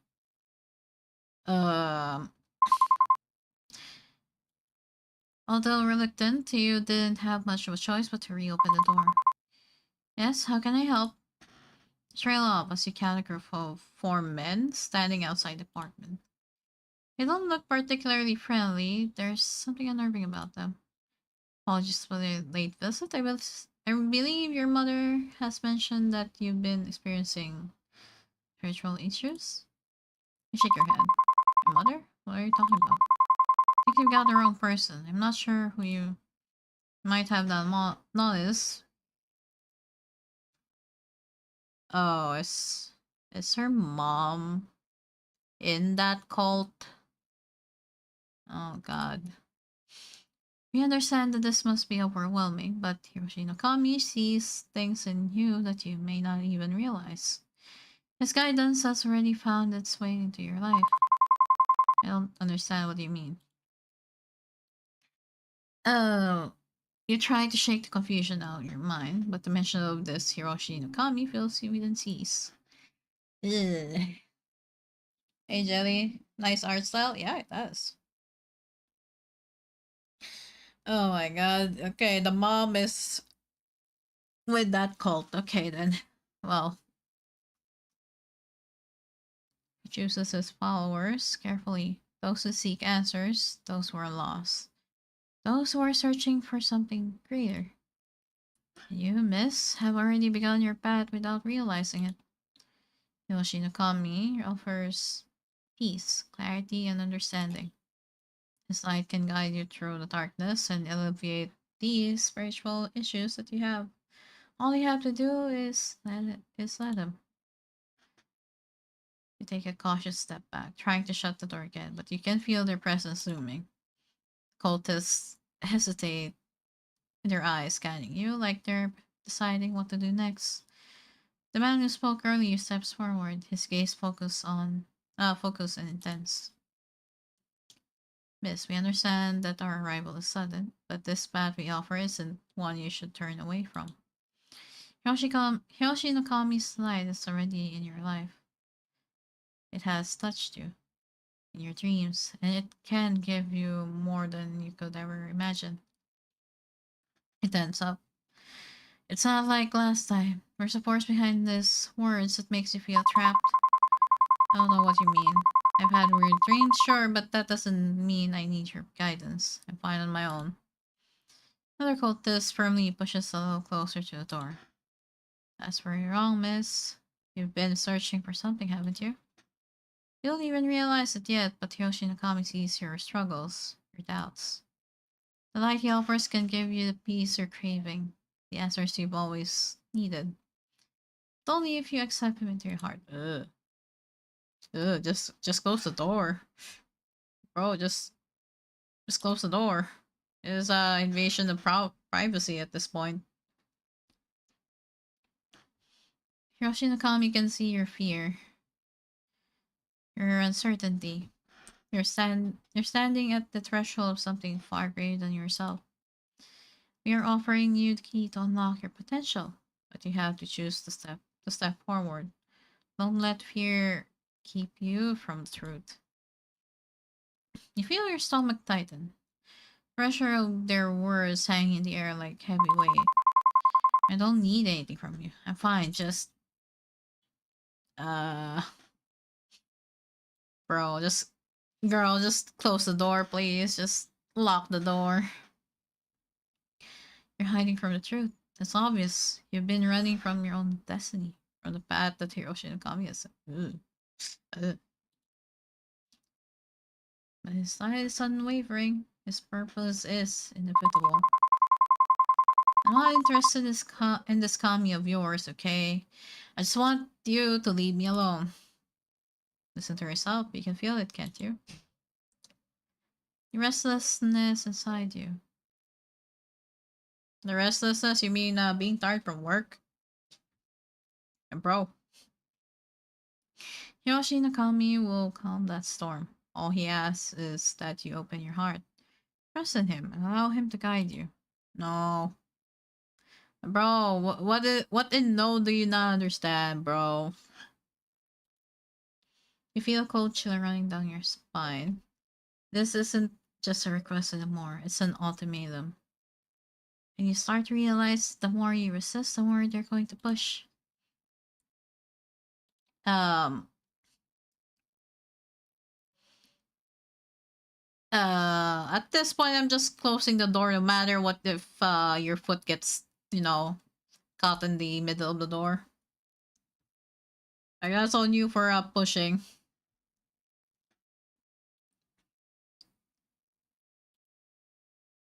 Feeling the weight of their words press on you, anxiety starts bubbling up.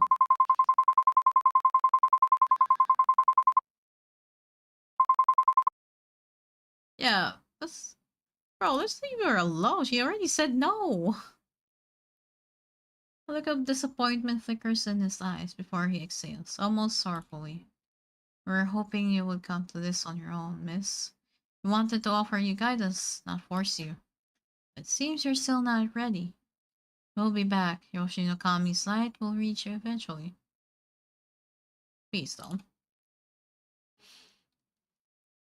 Everyone finds their way to him in time, but you will have to face him, whether you're ready or not.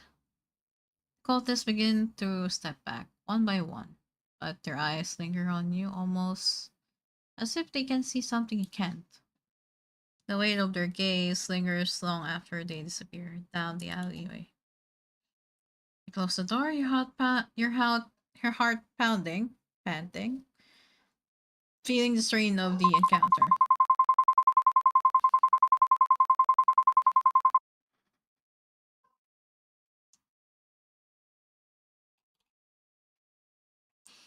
However, you can You can crash onto the couch as you usually do. You see her. An all too familiar presence seated with a rigid stillness that sharpens as she looks up, disappointment carved into her expression.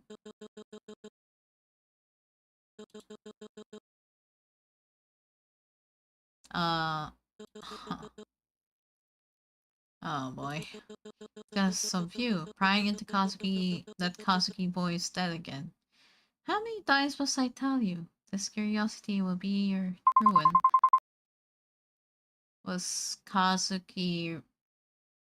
Hmm, okay. Mom, you're sus. You're being sus.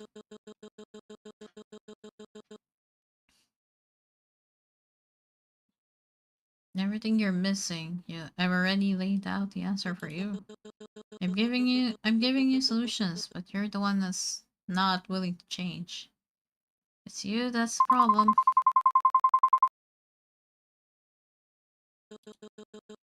Try by pushing away the people I send your way. Imagine my shame, knowing you treated those with wisdom and respect like common intruders.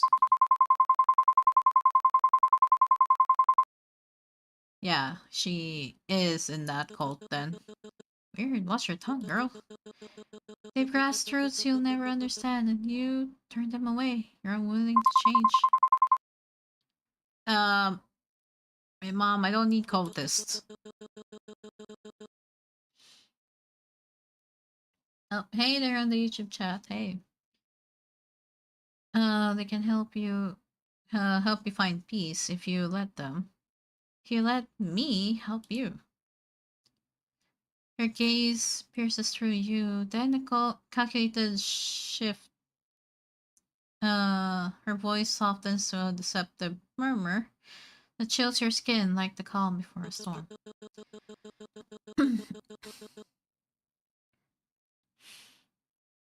No, thing is, even even parents can't just be right all the time though. They're also human.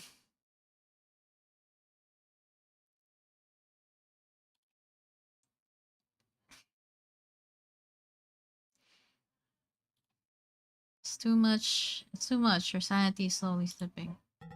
No, not the sanity. No. Can't take this. I don't know what to do. Your mind reels, clouded by anxiety as her words echo around you. The pounding in your chest grows stronger, threatening to overtake your last bit of composure. Despite your visible displeasure, your mother keeps speaking, her voice a constant assault against your thoughts. You almost break down as your mother's words ring in the background. There you go again. Are you going to say something or just sit there? What do you want her to do? She's grieving. What the fuck? Also, hey Zach. Hello. Welcome to the stream. She waits, her gaze piercing, expecting you to respond. Why are you tearing the pole? Don't just stare blankly at me. Jesus, okay. Her face hardens, her gaze latching onto you, expectant, demanding more. Your grip falters, nearly slipping entirely, when suddenly a voice, soft and unfamiliar, echoes in your mind, cutting through the clamor. You don't have to do this alone. Your eyes gaze over the pole in your hand. You don't have to deal with her ramblings alone. Yes, you can always get help. I'll have to call someone, but Ryoto's nowhere nearby. And Haruki, who knows where he is right now? Ren could be an option, but he's hardly the type to calm things down. If no one's going to get here right away, then I'll have to keep her distracted until they do. But who should I call? Uh, what game you playing? I am playing Lover's Enigma. It is a dark romance visual novel. You know what? Let's just go Haruki all the way then. Ha!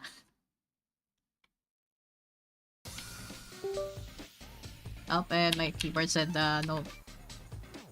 No, I'm not gonna respond now. Oh my god. Ah, I'm bad at this shit, bro.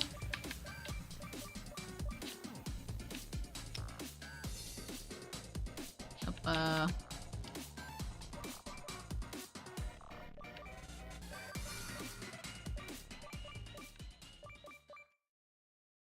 yeah, 47. That character looks so done. I mean, girl's husband died. Her mom is being a bitch. Sending cultists to her daughter who is grieving in guise of helping her. So, yeah. And she's just barely making it through work as well, so you know. Mm. After several more rounds of her scathing words, you feel your resolve wavering. Suffocating silence following each of her accusations presses down on you, urging you to respond, to appease her. Anything to relieve the tension mounting in the room. Your thumb hovers over your contacts, finally landing on that familiar name. Should you really call him? You're not sure what he could do, but if your mother believes in him enough to hire him, it's worth a shot. Ah! Oh, that's a quick save. Oh, okay. Let me save. Let's just double save. You quickly type out a message and hit send, your heart racing as you wait for a response. I really need you to come over. It's my mother, and I can't seem to get through her. Maybe you could help. Just as you're about to set your phone down, your mother's sharp voice slices through the air. I'm speaking to you, and you're using your phone in front of me? Okay then. Okay then. You hesitate, caught between frustration and the desire to keep the peace, but the bitterness slips out before you can think better of it.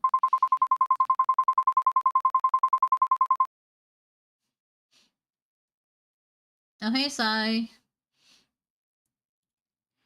Her expression shifts, disbelief morphing into indignation as her eyebrows arch. You're bringing him up now? This isn't about him. This is about you and your unwillingness to accept the solutions I provided. Bruh. You take a deep breath, the rising tide of anger in her voice only fueling your resolve. Well, I am. I'm utilizing one of them.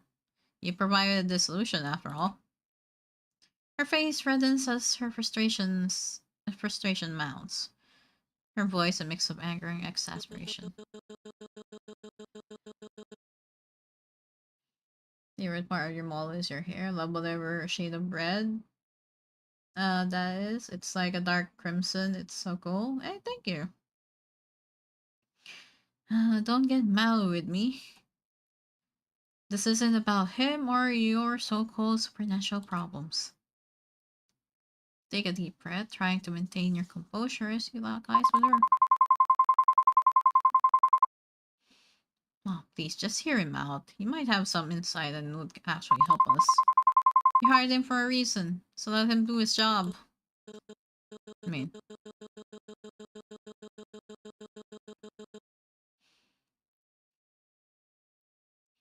You feel a moment of relief wash over you, but it's quickly overshadowed by the rising tension in the room. You return your attention to your phone just as Haruki's cheerful text appears. Absolutely, dear client. I will bring my expertise to the rescue. Even if my interpersonal skills are about as polished as a rusty doorknob, I promise I'll give it my all for you. Hey, Shizu. Just hold tight. I'll be there faster than you can say. Shoes. Okay, bro. His jovial tone makes you smile despite the tension. And for a moment, you feel a flicker of hope as you picture him bounding through the door with that trademark exuberance. The air thickens with tension as your mother processes your reply, and you can feel a spark of defiance brewing within you. Now you just need to keep calm until he arrives. Maybe one more song. Ah! Ah!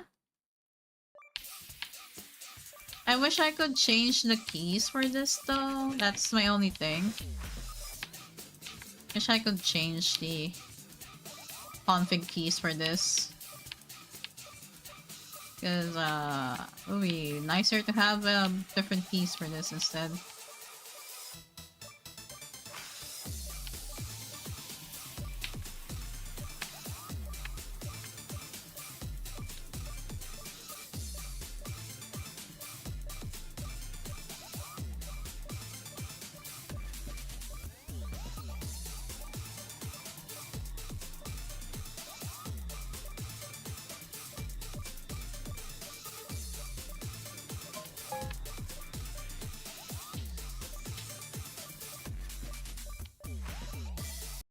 I got a 97 this time.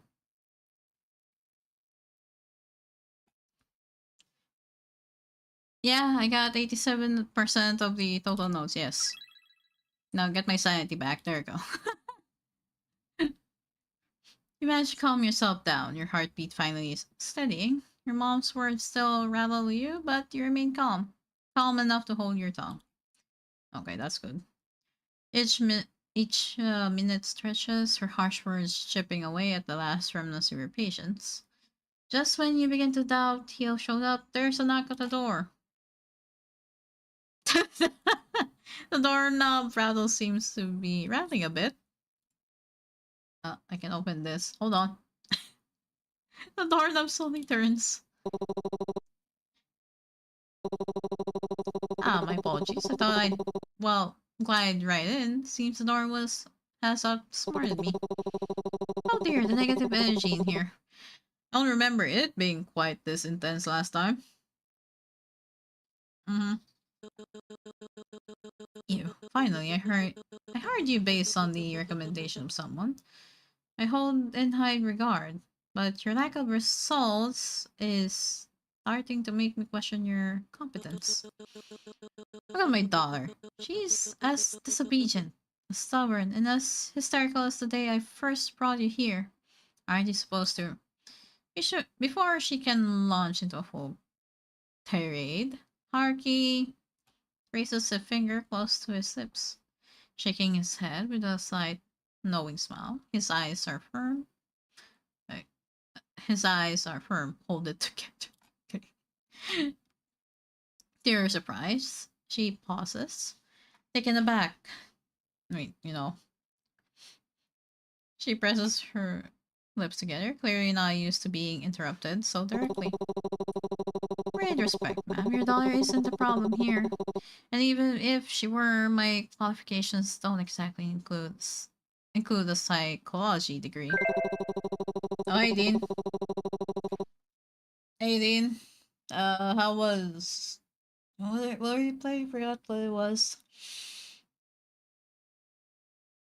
How was RE2, Dean? Oh my god, it's 4 p.m. Wow.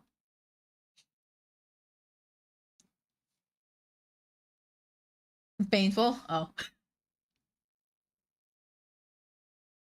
Man, were you playing the remake or the original RE2?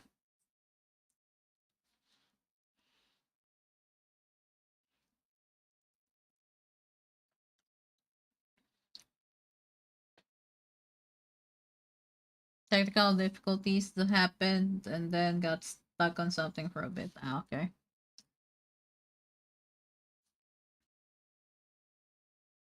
Still fun though. Well, that's good. That's good. Good to know. Oh, yeah, thank you for the raid. Welcome to me playing this dark romance visual novel game. The devs actually recommended me.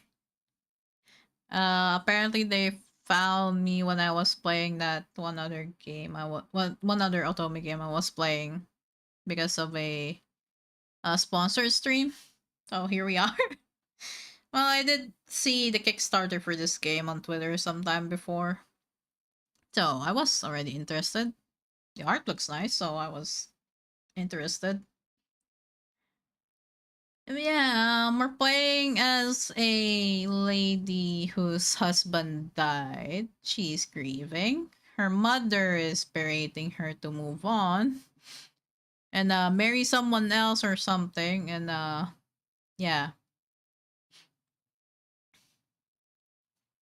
uh, no fuck up stuff. But yeah.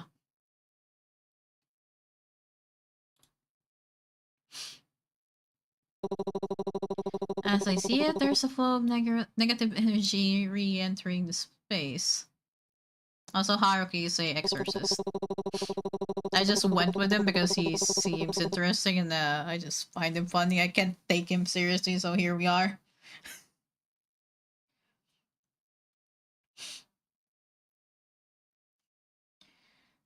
Uh, I applied a spiritual bandage of sorts, but you know, even the best bandage is only as strong as the adhesive it's given. Just get to the point already? Okay.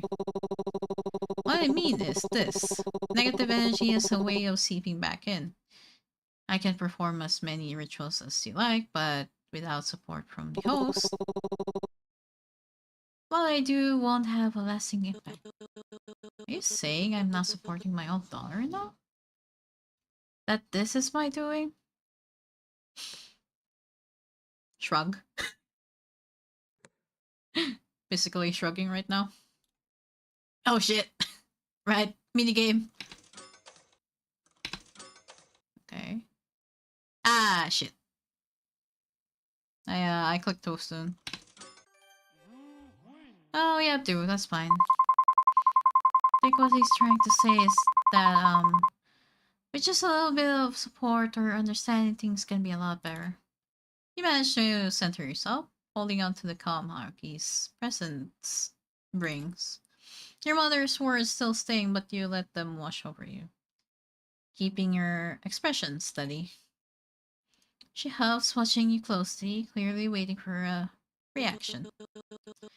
Well, at least you seem capable of keeping your composure when someone else is around. Okay. Haruki picks up on the shift, flashing you an encouraging smile. Exactly. Calm in the face of adversity. Nothing shows inner strength better than that.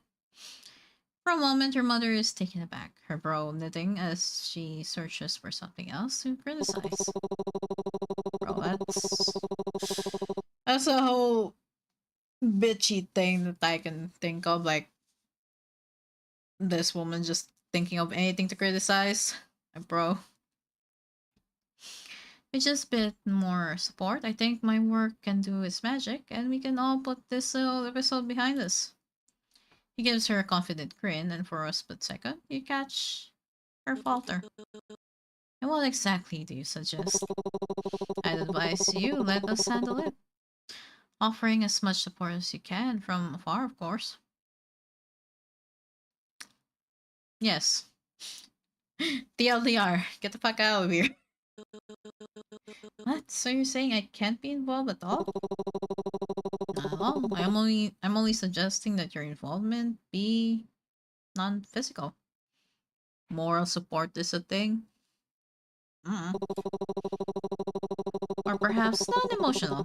You're welcome to stay informed, but I'd advise against inputting too much.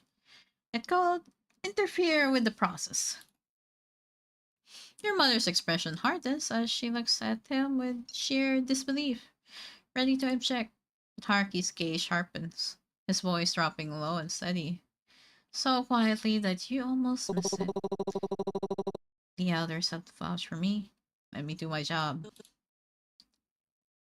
Oh, is he? Hmm. Fine, but don't think I'll just sit back in silence. It's my daughter, and I'll speak up if I need to. A serious glint in Haruki's eyes fades as he beams his usual grin. Absolutely. Your input is very, very important. I mean, He knows words. Okay, I can give him that. You can see her bristle, her lips twitching as if ready to argue, but she holds back. With one last glare, she snatches her purse and mutters bitterly, You regret this. Okay. Okay. Okay, woman. Okay. As she leaves, Haki turns to you, tilting his head with an amused glint in his eyes.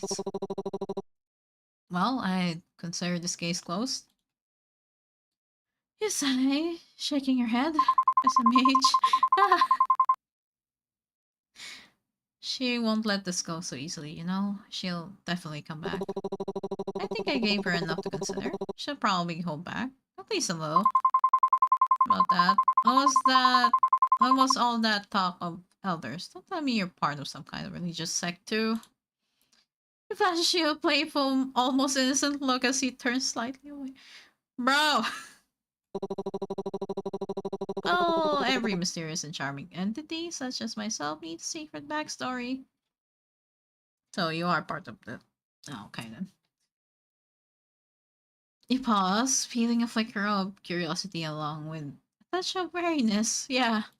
Yeah, of course I will be wary. Yeah.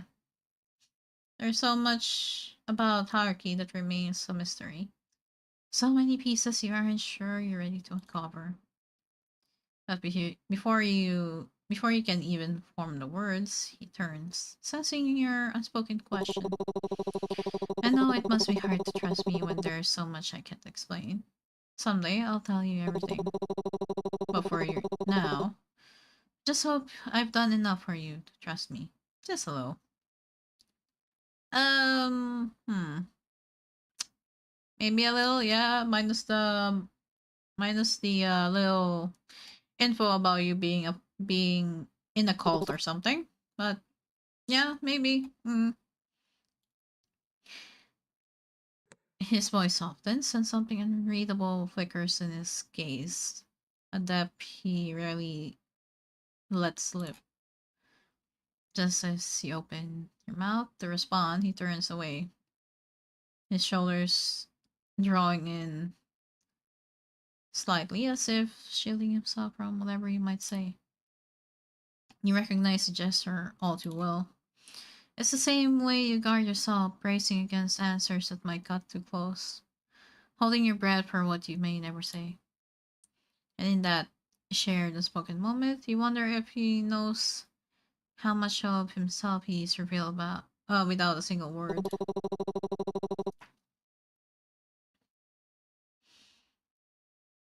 And remember, you don't have to do this alone. I may not be the best at dealing with anything outside my spiritual duties, but for you, I try anything to make things easier. You saying that as someone my mother hide, or someone who cares? He gives you a sad, knowing smile, followed by his usual cheeky wink. But there's a warmth behind it, and that feels different this time. Hopefully today's proof is enough. You'll never have to face this alone, not if I can help it. I mean, he did go all the trouble to get here, so I guess.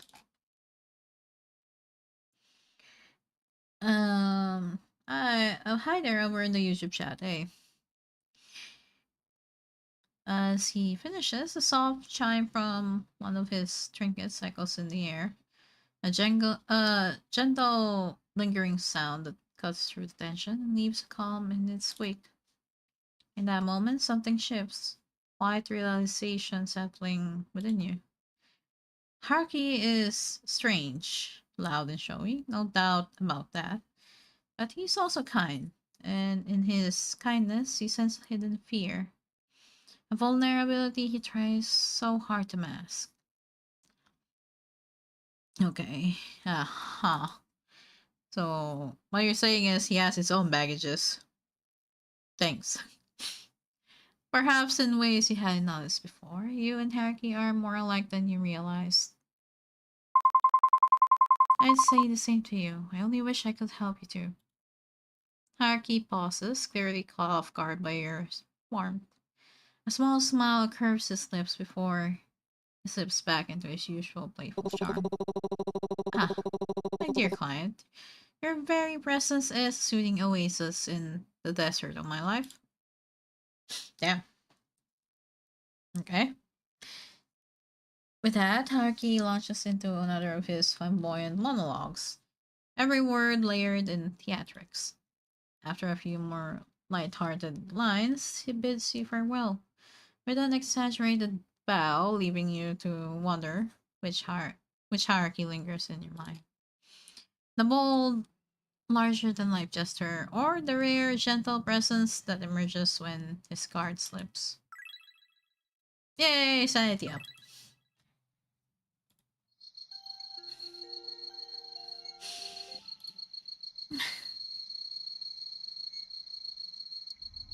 Instead, you see a child crouching in the corner, unmoving.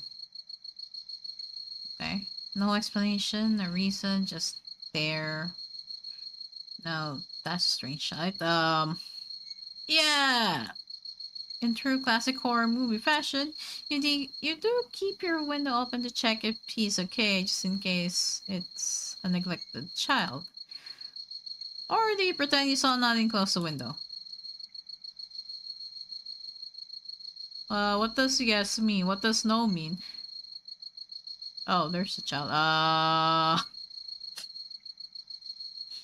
You know what? We on ad break. I'm gonna think about my choices first for 3 minutes.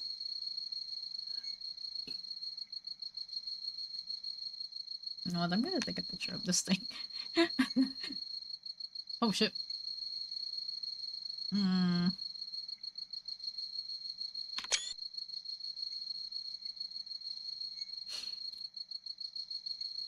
You know what? Uh.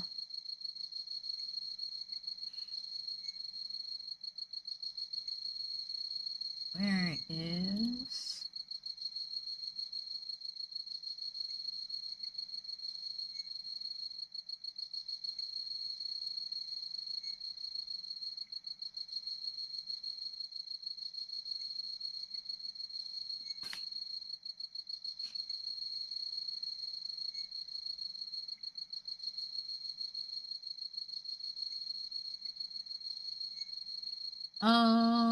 Moisey, hi.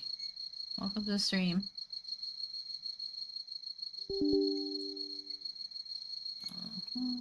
Yeah, let me open Steam real quick. Need to grab that screenshot. Welcome back. I'm waiting on the ad break on the Twitch side, real quick. And also, I want to think about what to pick up this choice. Okay, let me quickly go to the E.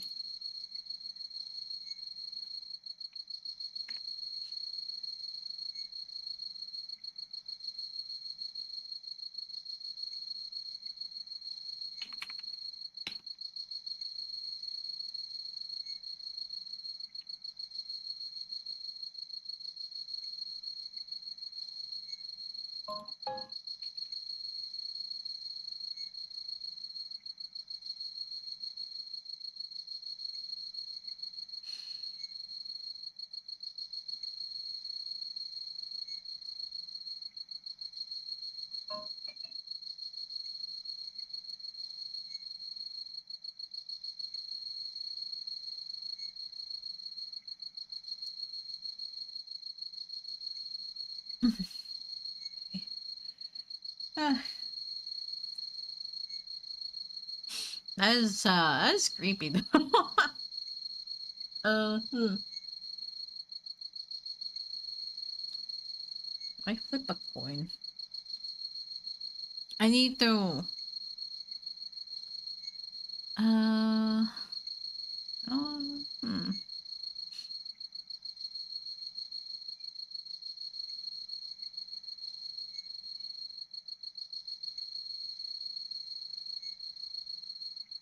Okay, ad break is done. I'm gonna say no. Like, nah, man. Nah, I'm good. Oh, wait.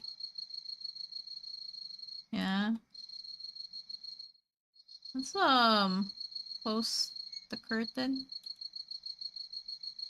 You yank the curtain shut in an instant, heart pounding as you shut whatever lurks beyond the glass.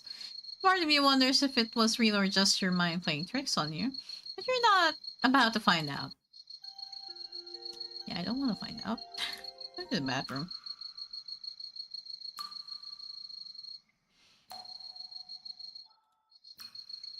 Hmm.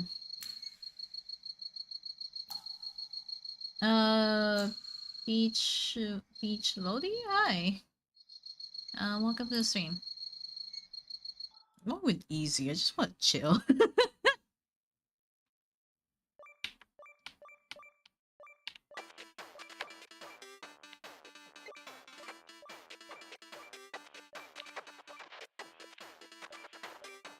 Just realize there are eyes on the background whenever...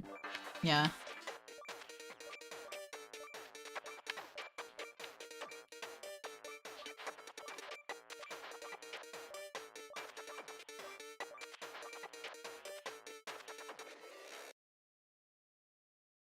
Got 47. Okay, there you go. Hmm?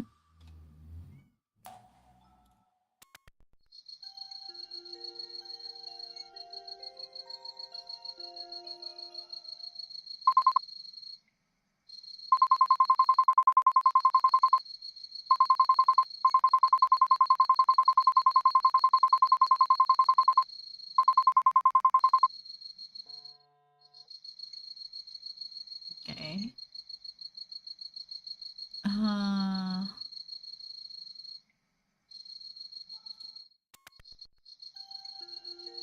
Well, guess we go sleep? You finally enter your bedroom, switch off the lights. Okay. But they flicker and sputter before finally surrendering to darkness. Slipping beneath the covers, you hear the quiet hum of the pipes, the low rush of cars in the street, and the usual footsteps of neighbors from above. Tonight, the footsteps multiply, a growing thump that becomes heavier, faster. You start to wonder if it's something else. With a glance, you place your phone nearby, fingers itching for a quick call if needed, but eventually sleep overtakes you. Whew.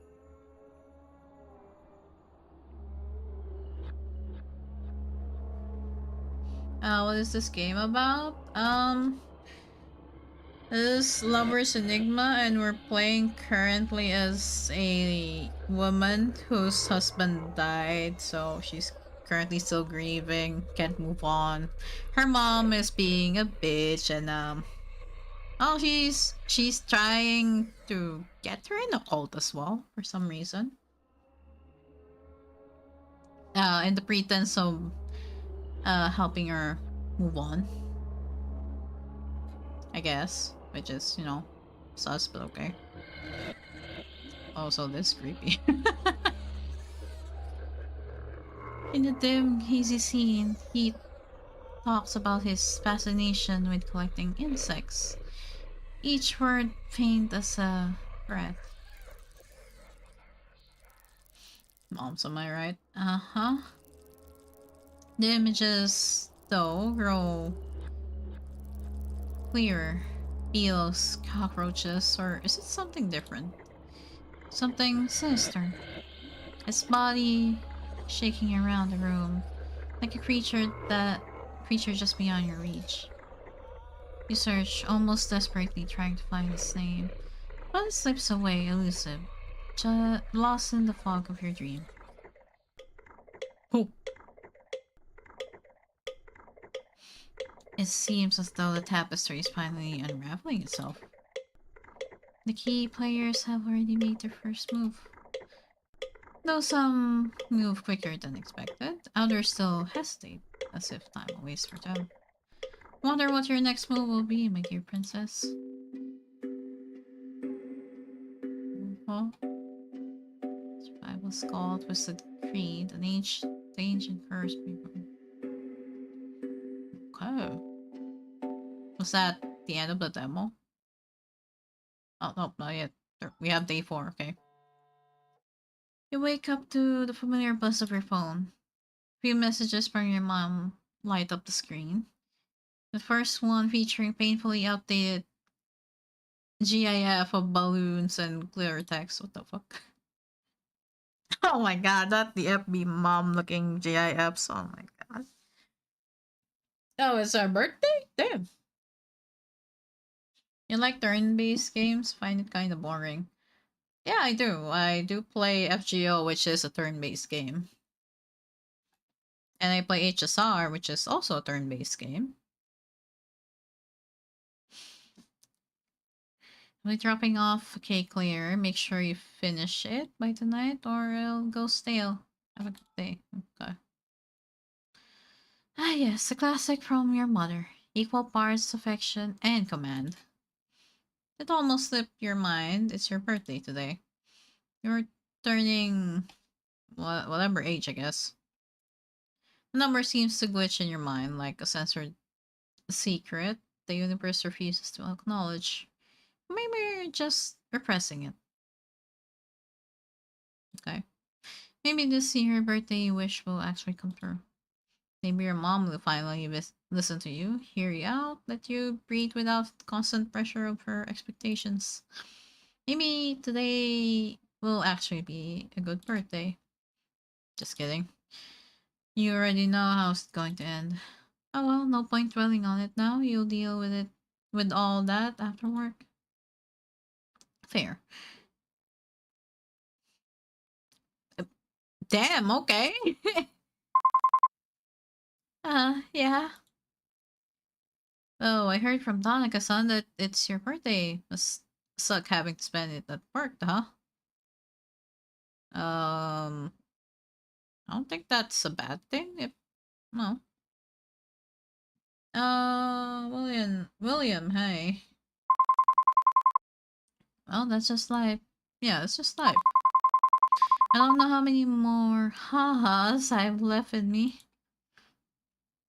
Mood. By mid-afternoon, it's clear that today is just another work-filled birthday. I mean, that there's nothing really wrong about that, but you know, however you want to celebrate it, I guess. The highlight of the day: a hefty stack of monthly reports unceremoniously dropped onto your desk by your boss. A truly unforgettable birthday gift. Oh, that's work. Can't really do anything about that. As you shift through your reports, a familiar voice calls out from behind you. You glance over your shoulder, offering a polite smile. Oh, Ryota. You've said that quite a few times today. Oh, I didn't realize it was you, Ryota. Maybe I should have made my birthday wishes a bit more.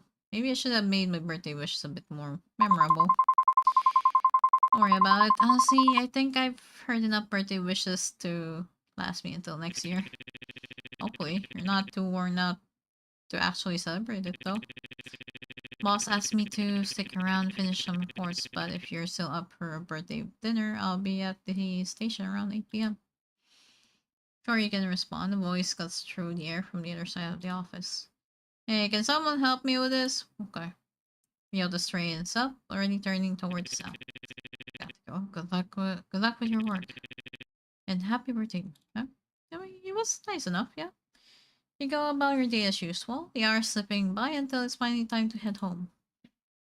And stepping off the train platform, you pause for a moment. A thought lingering in your mind. How should you spend your birthday today?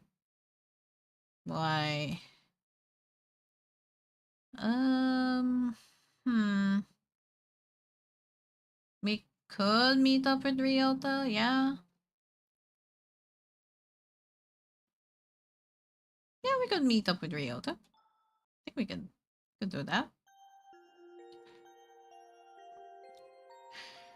Uh, question is, where is he? So for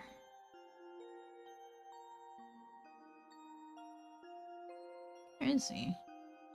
Meet Ryota after work. Okay.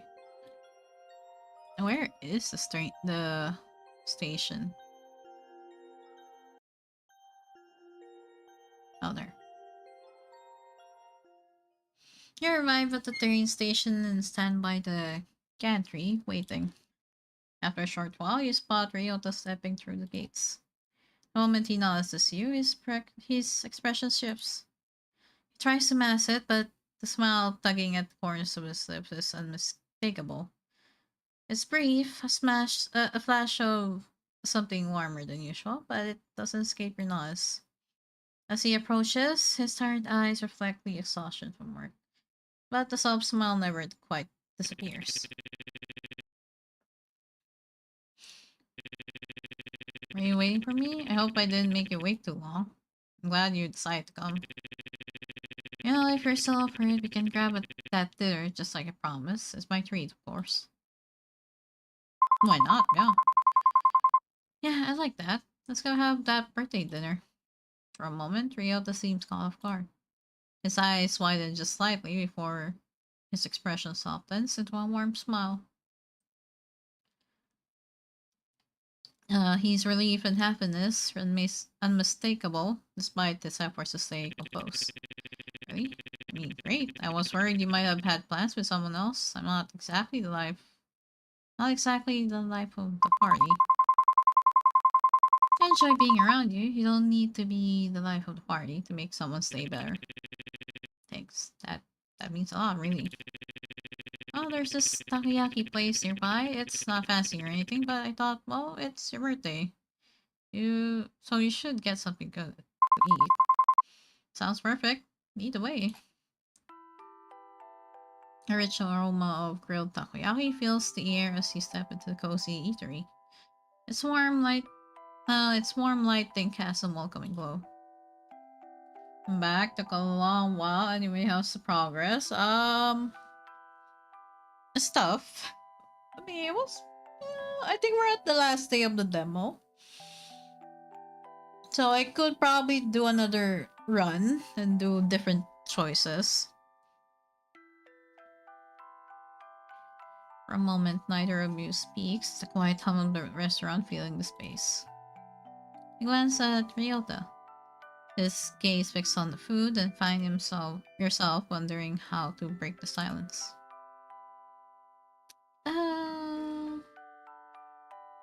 Ask about the place? How do you even find this place? It's so tucked away. Honestly, it was by accident. One night after work, I was wandering around and just ended up here. Didn't even know this place existed before that. An unlikely coincidence. Quite so. Like how in stories, the main character just ends up in just the right place at just the right time. Maybe we're on some cheesy romance written by some lonely... Damn, okay. Really? Well, they've got some good taste for food, I guess. It's about food. I don't want to ask him about work.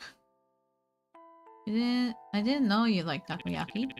I'll eat anything, really. Even shellfish. What's wrong with shellfish?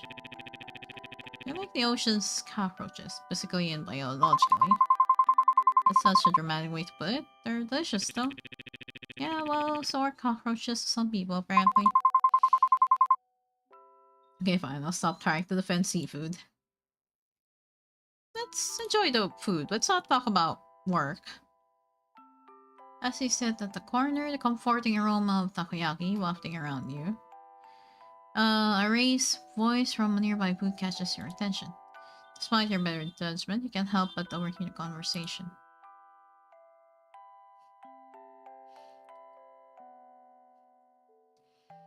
Now, everyone, you should understand why it's not that simple. Understand? I've been trying to understand for years, but it feels like I'm the only one trying. Tired, you know? Tired of feeling like I come second to your family. Damn. They sit quietly, tension in their voices making it hard not to listen in. The weight of their argument feels heavy, and as you steal a glance at Ryota, you realize he's also caught up in their words. His expression thoughtful.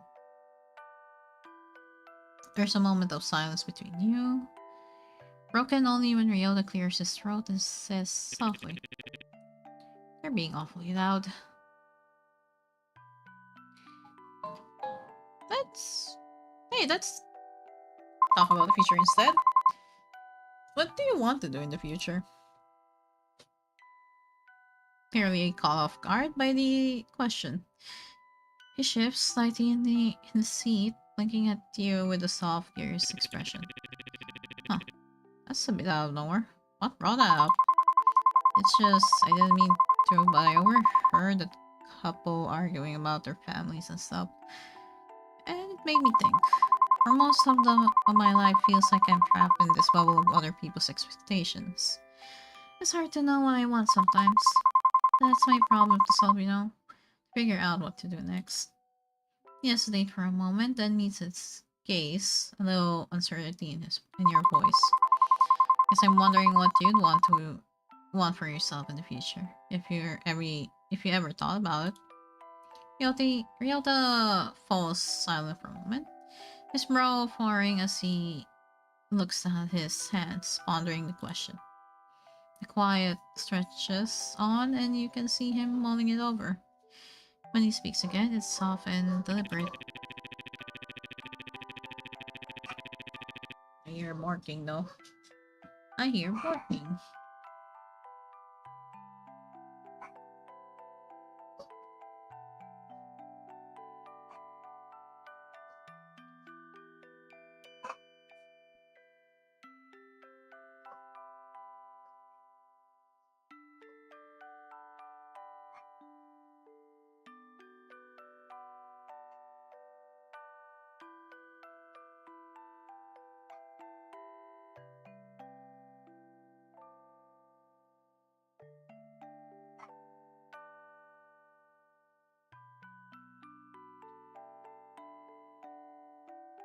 Okay.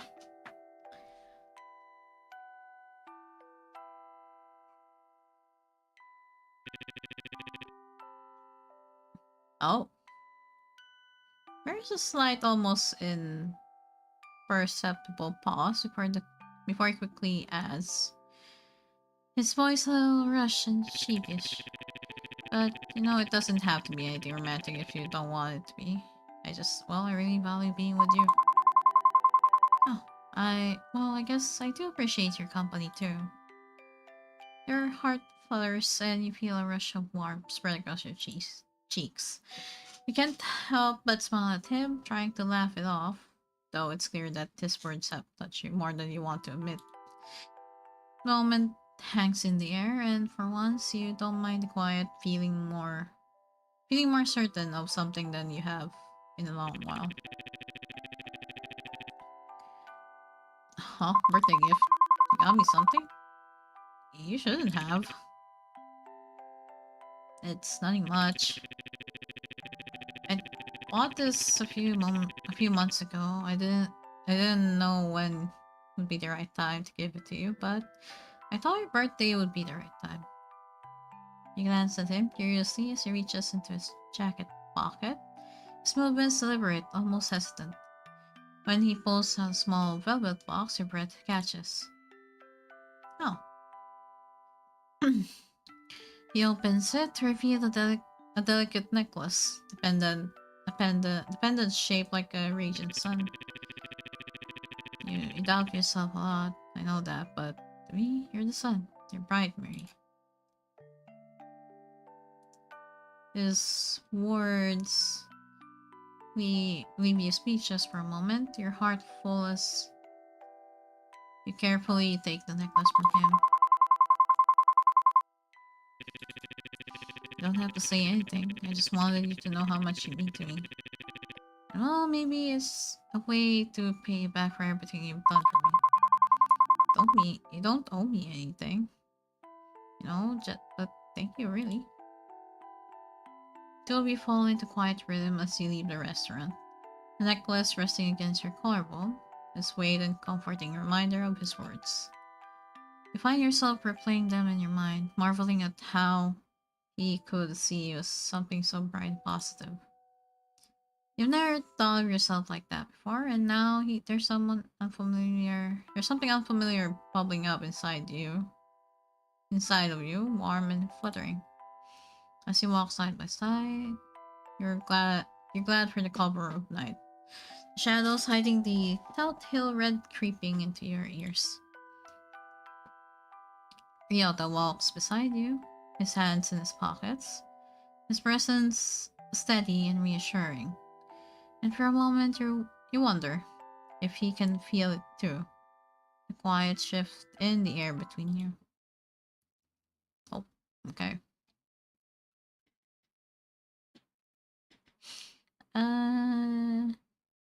Guess we go to the shrine? Affection Ryota increased. Yay. Let's go to the temple.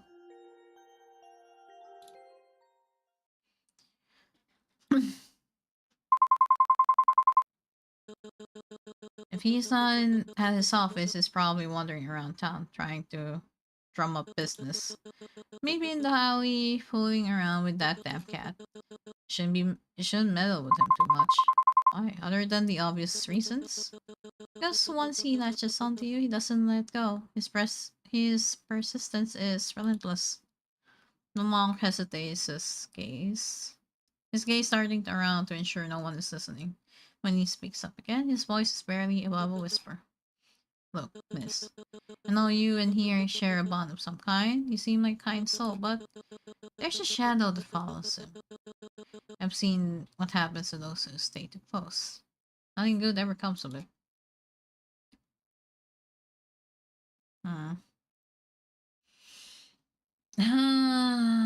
Okay. Hmm. Well, I want to trust him, is the thing.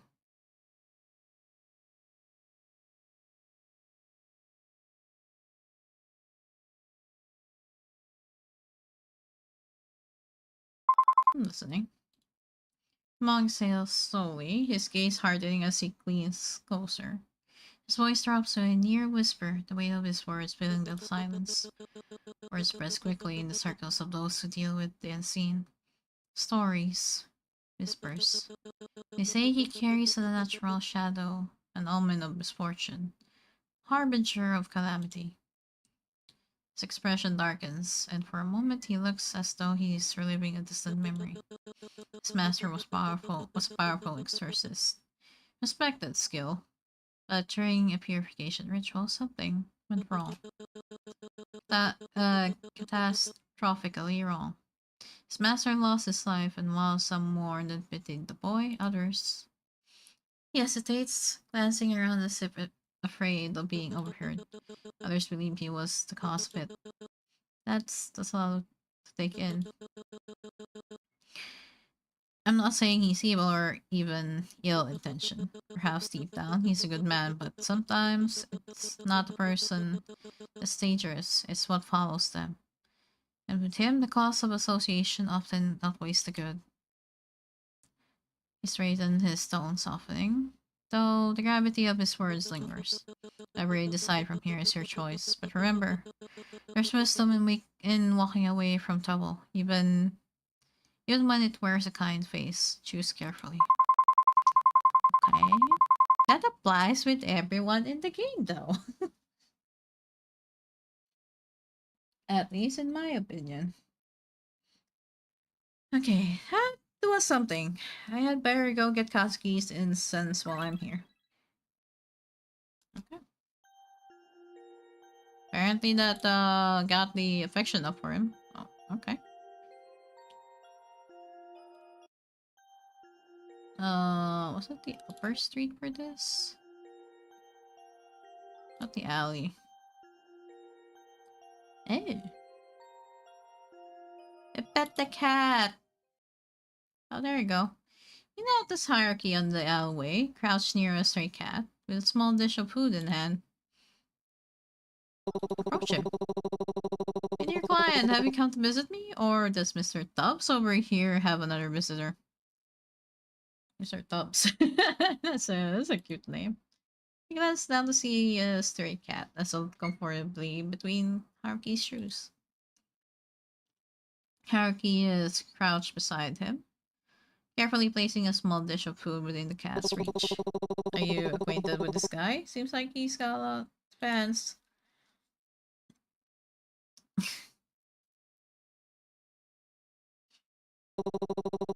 Ignore him. He's a meanie, but deep down I think he secretly likes people. Maybe. Haruki shrugs with a grin, scratching behind Miyabi's ears, unfazed by the cat's attitude. Did you just name him Mr. Tubbs? He's cute and round. Plus, he's got the distinguished air to him. Dressing him with a title seems a bit rude. It's not that fat, though, to be called Tubby. That's why it's not Tubby, but Tubbs. See, I didn't finish the sentence. Like, how he doesn't finish his food because he's not fat. Yeah. He chuckles, but there's a genuine warmth in his voice. He runs his fingers through Mr. Tubbs's fur one last time before standing up straight, wiping his hands on his bags. Did you really come to visit me, or is it just the cat you're after? I want. Yeah.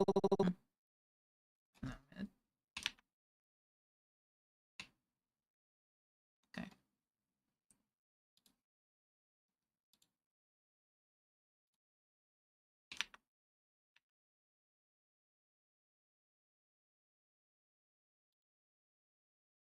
So, what can I and or Mr. Tubbs help you with today? You know, we're both professionals in the art of making people's days a little brighter. Uh, why not just spend time with him? Yeah. Honestly, I just want to spend time with you. And spend time with me, you shall. You have my undivided attention. You and Mr. Tubbs. You chuckle as you lean down to pet the now sleeping cat. Looks like he had his fill and decided to nap. And decided a nap was in order. To lead the life of a cat. No bills, no responsibilities. Just endless naps and meals, graciously provided by strangers. What a dream. So, let's say tomorrow you wake up as a cat. What would you do first?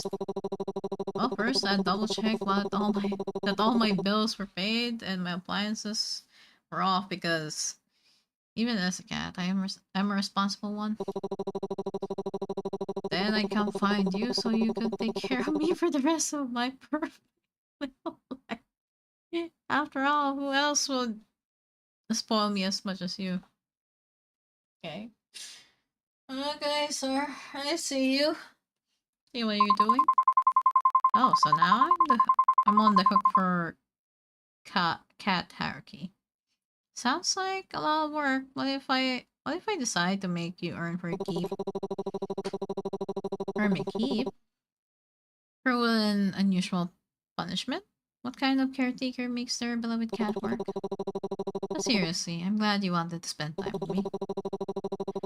I know it's probably not the most professional thing to say, but I like to think of us as friends. I know I'm just your quirky exorcist and all, but it's nice having someone like you around. You're definitely a friend, a strange one, but a friend nonetheless. I'll take it. And well, thank you for being so kind to me. You don't have to, but you are. And I really appreciate that. Haruki rummages through his bag, his expression unusually sheepish. Oh. that's a groupie keychain. A Morimon. Okay, then Morimon. Okay. Finally pulls out a small Morimon keychain and holds it out to you. Here, I meant to give this to you earlier, but I guess I didn't have the guts. It's nothing fancy, just something I thought you'd like. You take the keychain, eyes lighting up as you turn it over in your hands. Oh, how did you know? I really like this little guy. I've seen him hanging on your phone. Though you might want to back up, in case anything happens to the original. Although I probably shouldn't tell you about the 8-year-old I had to outmaneuver to get. What?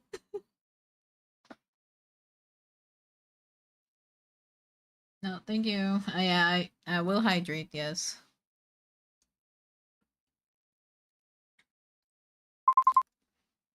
You did. I had to. Amazing what the power of being young and blissfully shameless can do for a kid. Like, they don't have that lifetime of second guessing yet. No crippling fear of being judged. Just pure, unfiltered keychain ambition. So what you're saying is you outplayed the literal child. Absolutely. And I have zero regrets. My persistence paid off, didn't it? Okay, well, thank you for your bravery, Haruki. It's perfect. Just doing your part for a degree, you're good. But don't let that kid see you with it or they might cover it. Right. I really don't want to get beat up, especially by a kid. Thank you, Haruki. Thinking about me. Right now, don't get all mushy on me. Mr. Tubbs might get jealous. Plus, this also doubles as a birthday present. How'd you know? Don't think I forgot. Happy birthday. How did you know? I hadn't expected anyone to remember your birthday, much less someone as carefree as Haruki. Wait, how did you know it was my birthday? Oh, my dear client, you underestimate the great powers of an exorcist extraordinaire. Pretty sure you're not a fortune teller, but it will be utterly shameful if I didn't know the finer details of your life. Like the stars revealing their secrets, the winds whispering your truths.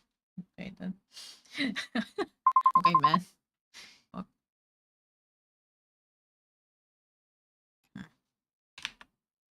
Hmm.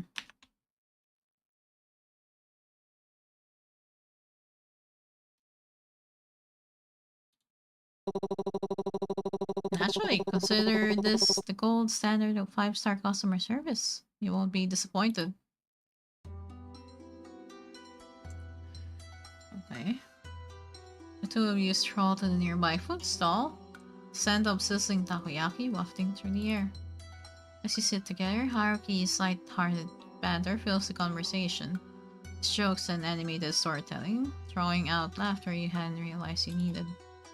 The warmth of the food and his company melts away the weight of your worries, if only for a while. When it's time to leave, Haruki flashes you a grin, his expression softer this time. Thanks for letting me steal a bit of your birthday. Hope it's one to remember. Oh.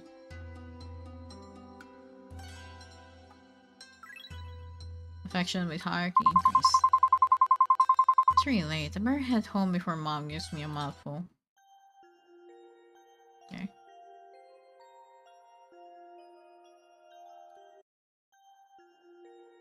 Yeah, I'm guessing no one is here anymore. Yeah, let's go home. There's the neighbor's store, I guess. It's really late. I better head home. Okay. Go home. Just step into your home, greeted by an eerie silence. On the dining table sits a small cake, meticulously decorated with pastel icing. A note rests beside it in your mother's familiar handwriting. Why you gotta praise it like that, though? Eat this, all of it is good for you? That makes me not want to. Yeah. Strange unease prickles at the back of your mind, but you sit down anyway, carving a cautious slice and taking a bite. At first it's sweet, soft sponge with a hint of vanilla, but then something foreign grates against your tongue. You pause, your stomach tightening as you pull the bite from your mouth, revealing long strands of hair tangled in the frosting. Huh? Huh? Did mom poison me? You run to the sink, spitting out, gagging, but it's as if your body has already decided to reject more. A sudden heave forces you into the sink as bile rises uncontrollably. You continue to vomit, various substances escaping your lips. Your lunch from today, spit and stomach acid, and more hair? You clutch at the edge of the sink, trembling as more hair spills from your mouth, clinging to your lips like something alive. The tang of stomach acid burns your throat. What that but what follows sends cold terror coursing through your veins.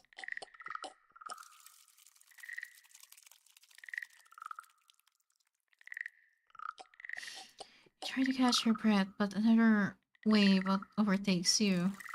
Your body convulses, bringing up more and more hair, bits of undigested food, and then teeth? Huh? Jagged yellow teeth rattling against the porcelain basin. Maybe you're hallucinating again. I think maybe this isn't real. But the sensation, the heaving, the burning bile, the slick muck sliding from your mouth, it's too vivid, too visceral.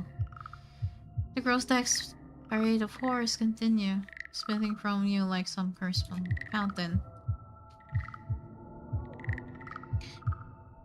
Uh, each retch leaves you weaker, yet the torrent doesn't abate. As your trembling hands clutch the edge of the sink, you dare glance at the carnage below, and then you see it. Ugh. Ugh. Amid the air, bile and unidentifiable chunks, something small and malformed shifts. It's it's pink and slimy. It's like a ball of meat, alive. It expands and deflates ever so slightly, almost like it's breathing. You notice some of the chunks were teeth, and what seems like an eye staring back at you. Oh. Can't seem to form the words to even begin to describe the horror that you produce from the depths of your throat. And grabbing the faucet, you turn it on full blast, desperate to erase the nightmare.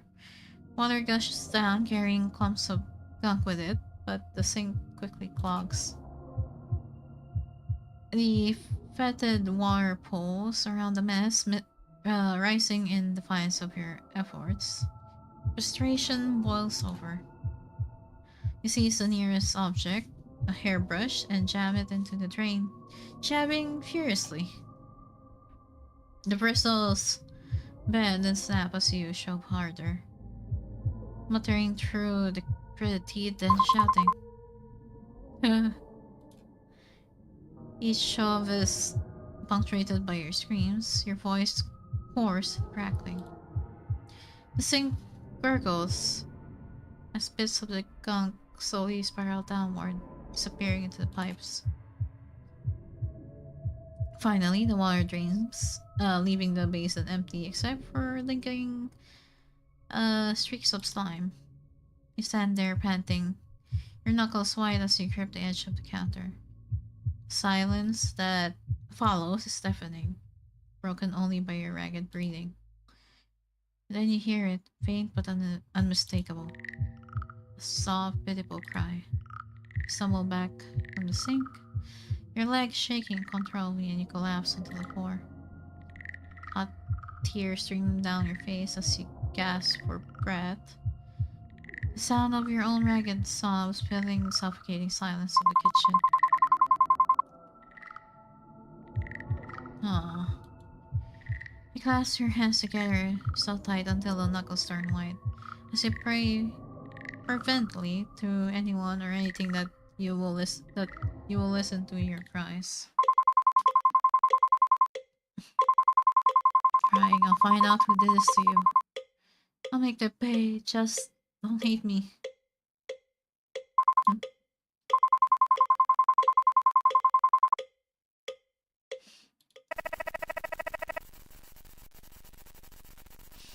A certain Mr. Spirituoso, hi. Oh, already forgotten me. Damn.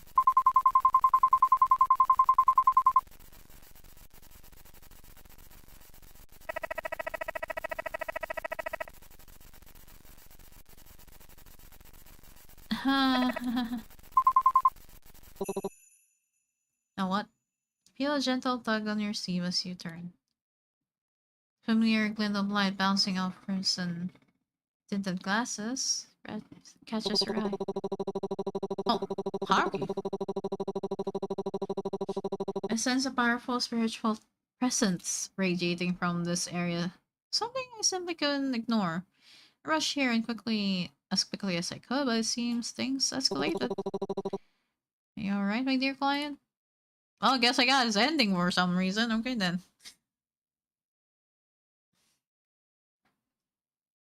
Uh, I'm not sure how to read Japanese, but hello. Hi there on the YouTube chat. Hi.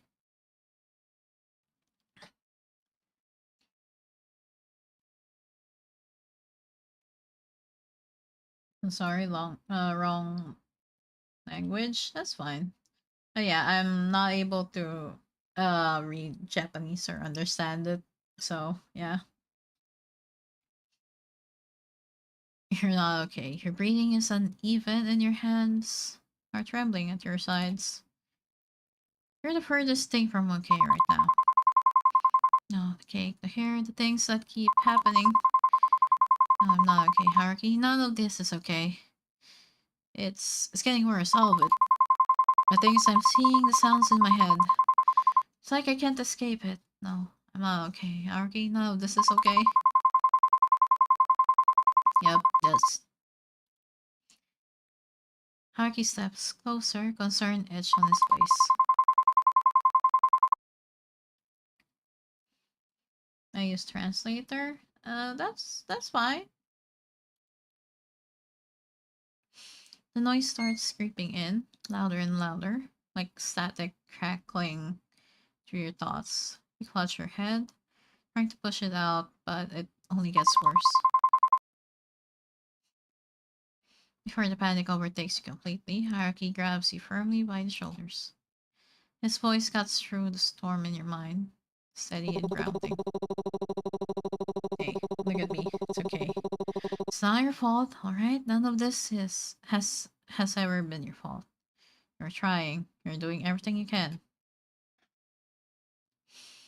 For a moment, his words gave you pause. But then the frustration boils over, sharp and hot.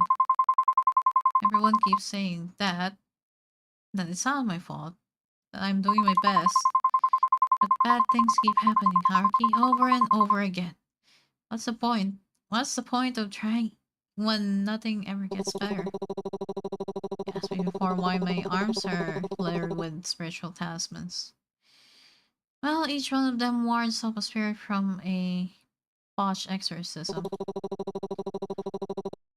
After my first failure, I thought I'll grow, I'll get better.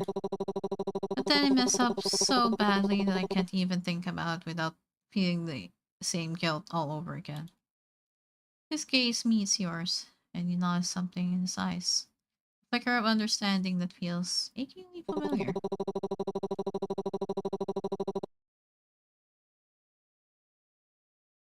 Are you a boy or a girl? I am a girl.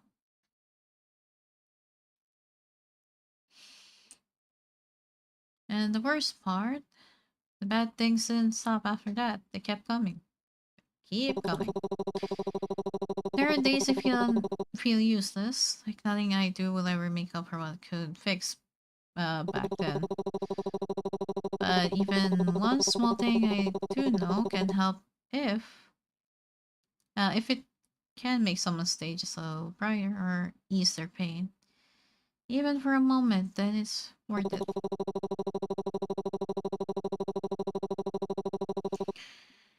And I hope you can feel the same way someday, because no matter how dark it gets, the fact that you're still here, Still fighting, it matters.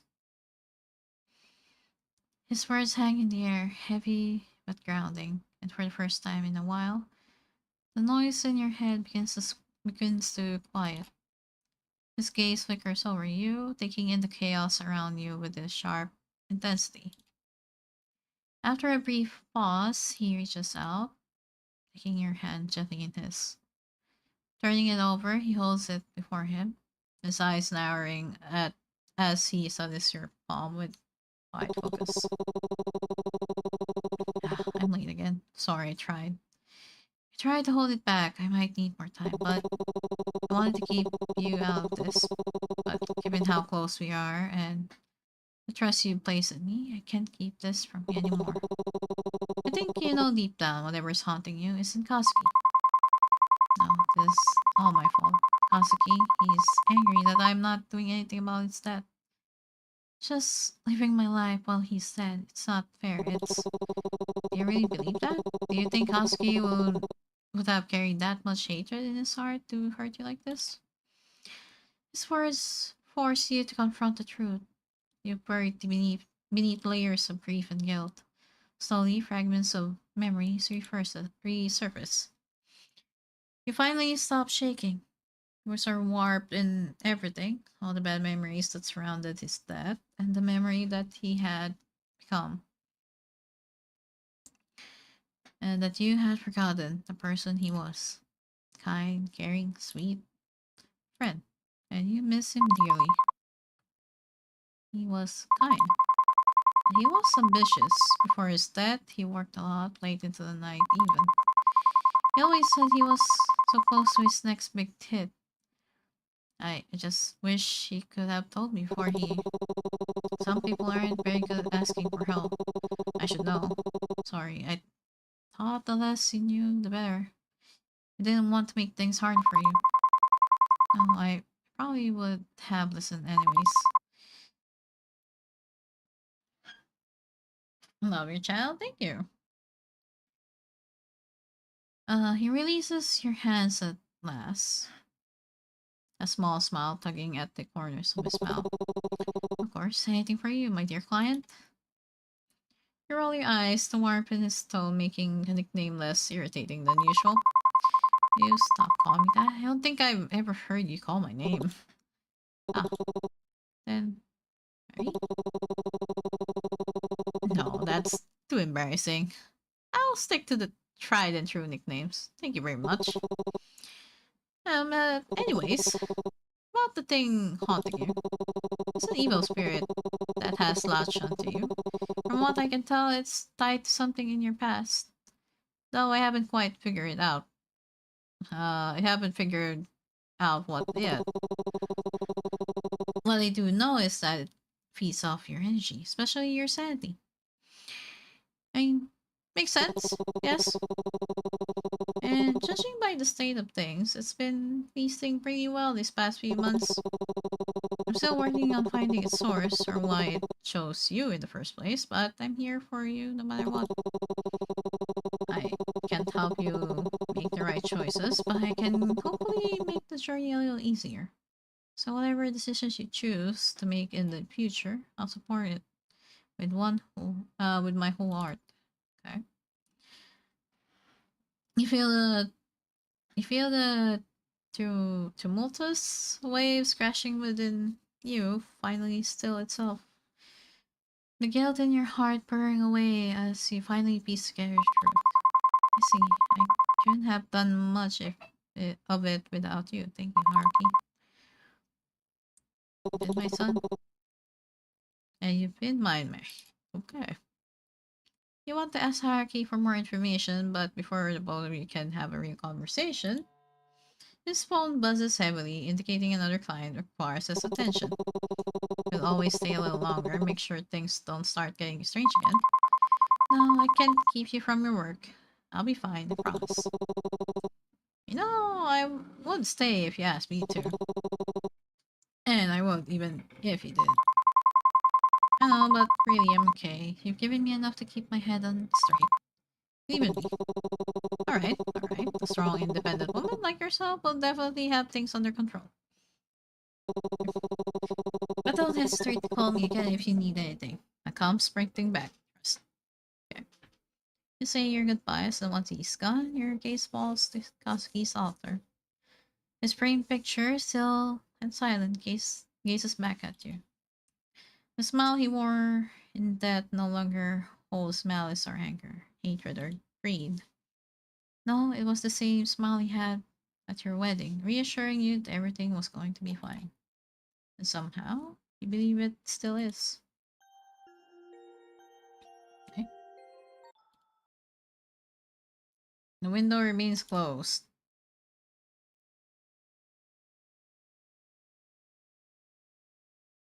Keep it closed. That's a good idea. Wait. Let me... Wait. Let me, save. Let me save. Open the window. Are you sure? Are you sure? Are you really very sure? Open it already. If you say so. With a hesitant hand, you draw back the curtain, slowly just push open the window. But the night offers nothing in return. Okay then.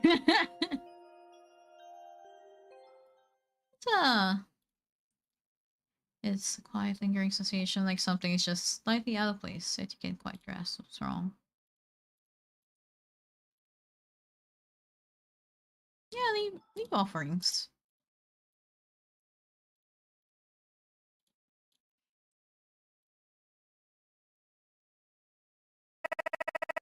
Next time, if we do manage to celebrate our birthday, I'll get you the sweetest vanilla cake. And fine. Aww.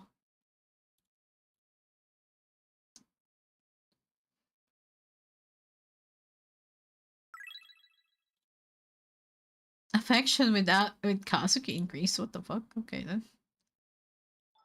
Let's go to the bathroom. Actually,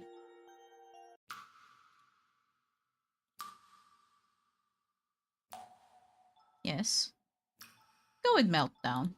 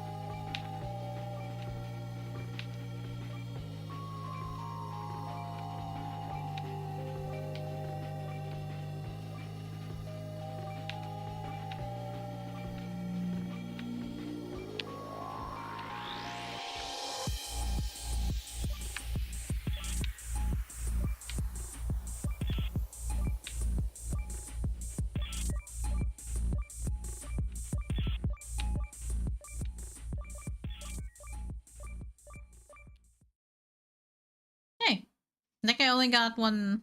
Yeah, get the sanity back. There we go.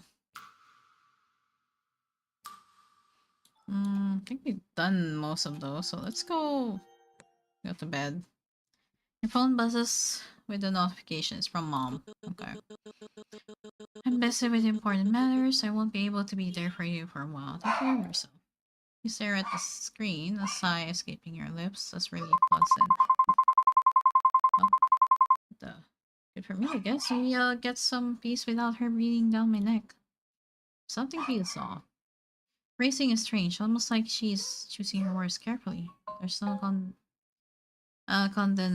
contention or nagging, just a silence after the message. Maybe I should. You stare at the message thread, your thumb hovering over the keyboard. Simple "Are you alright?" forms in your mind, but something stops you. Memories of her constant control, her overbearing presence flash through your mind. No, he doesn't need that from me. Not after everything. Instead, you type out a single word. Okay. You hit send and lock your phone, tossing it aside for once. The silence feels like it's yours to control.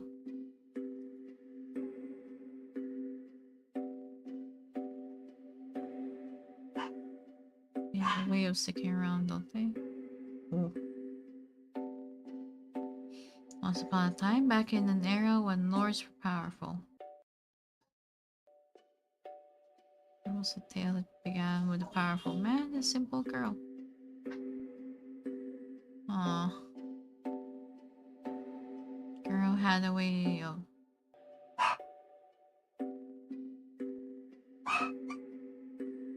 Aw.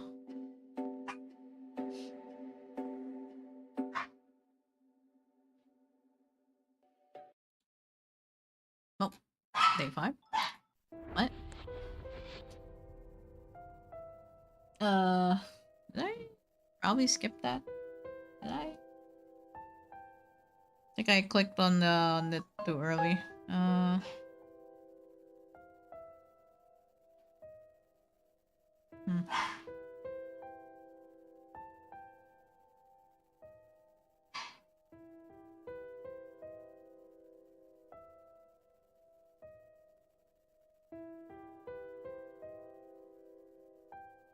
When you're beginning to feel tired, you don't know how long you can keep this up. Dream of Ryota, the way he stands beside you quietly, like he's always been there, like he never left.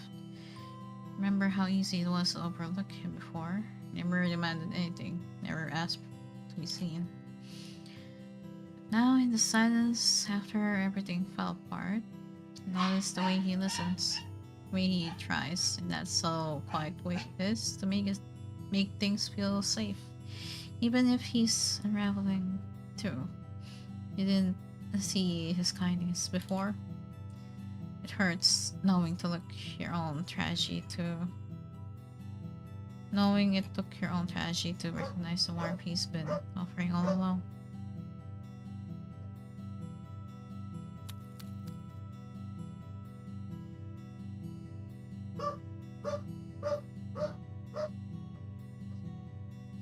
You barely know him, and yet he looks at you like he's known your sadness forever.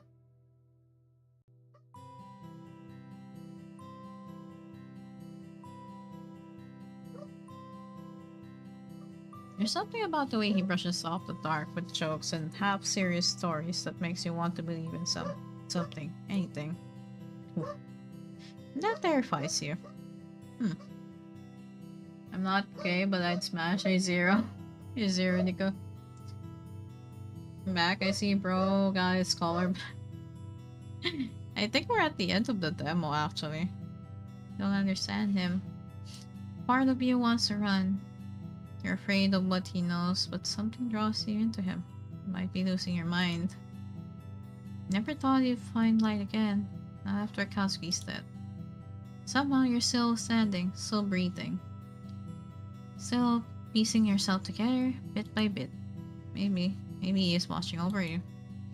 He would have probably said something like, "You should believe in yourself more, right?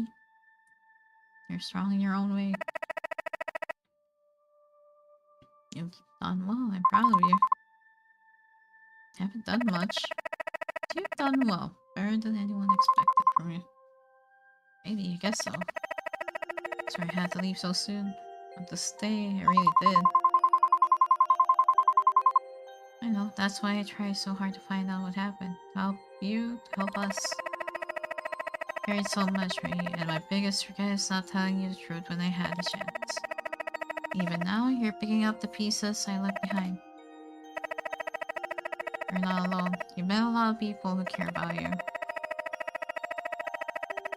They really do love you, and as jealous as that makes me, you might love them too, or at least grow to. I hope my memories won't stop you from living your life. Even if it was short-lived, it mattered.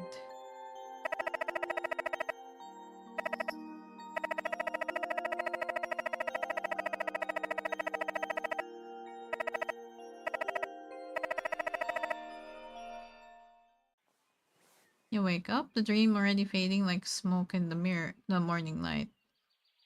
Reach for it, desperate to hold on, but it slips through your fingers. You're sure it was something kind, something warm. Yet all that's left is an empty ache where the memory will be.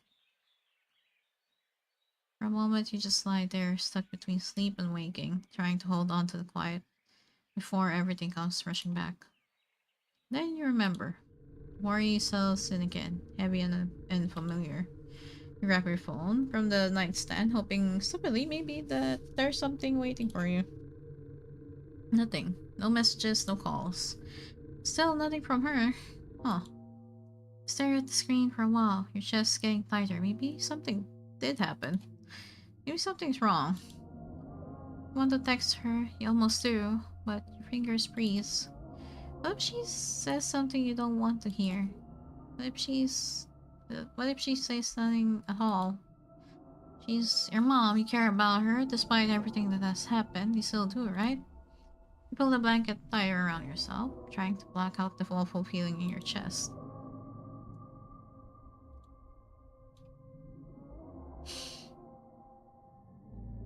I mean, if you're having that doubt, call her. Pick up the phone, gingerly and ring your mom. Rings one, twice, and again nothing happens. Oh.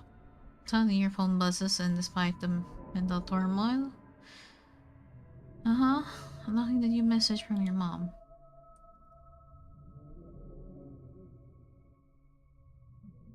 Uh well, that's not good.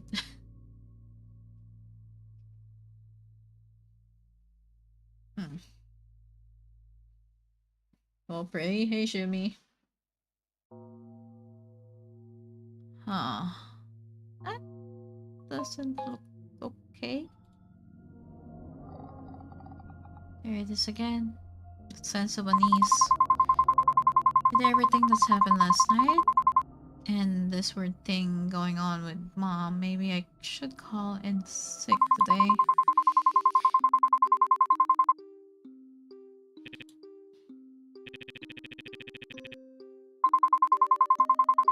Yeah, it's nothing big, just tired, I guess. I'll be fine after some rest. Sure, you know I'm always here if you need anything, Marie. No, I'm just tired, that's all. I just need a bit more sleep. Alright, take it easy, okay? If you need anything, even just someone to talk to, I'm around. Of course, get some rest. Switch off your phone and slip into bed. Sun hasn't fully risen yet, but the morning sun feels cold and sterile, reminiscent of the night before. Try not to think about her, you try not to care. But the fear creeps in anyway, quiet like the never-ending noise in your head. Your skin feels damp with sweat. The sheets feel too tight. Your hair tangle around your neck feels like it's choking you. Your pulse studs heavily in your chest, louder than it should be. Oh, what are you playing? I'm playing Lover's Enigma. Sound like the drums. Like the ones you hear when no one's around. Wait, hi. Like something waiting just beyond the edge of sleep. Hi. The noise grows until you can't tell if it's in your head or in the walls.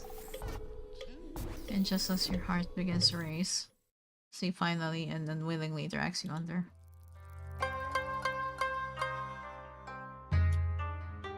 Nice to meet you, by the way. Yeah. Oh. Every heartbeat, every breath she clings to, it grates on me. I keep interfering one after another, like gnats buzzing in my ears.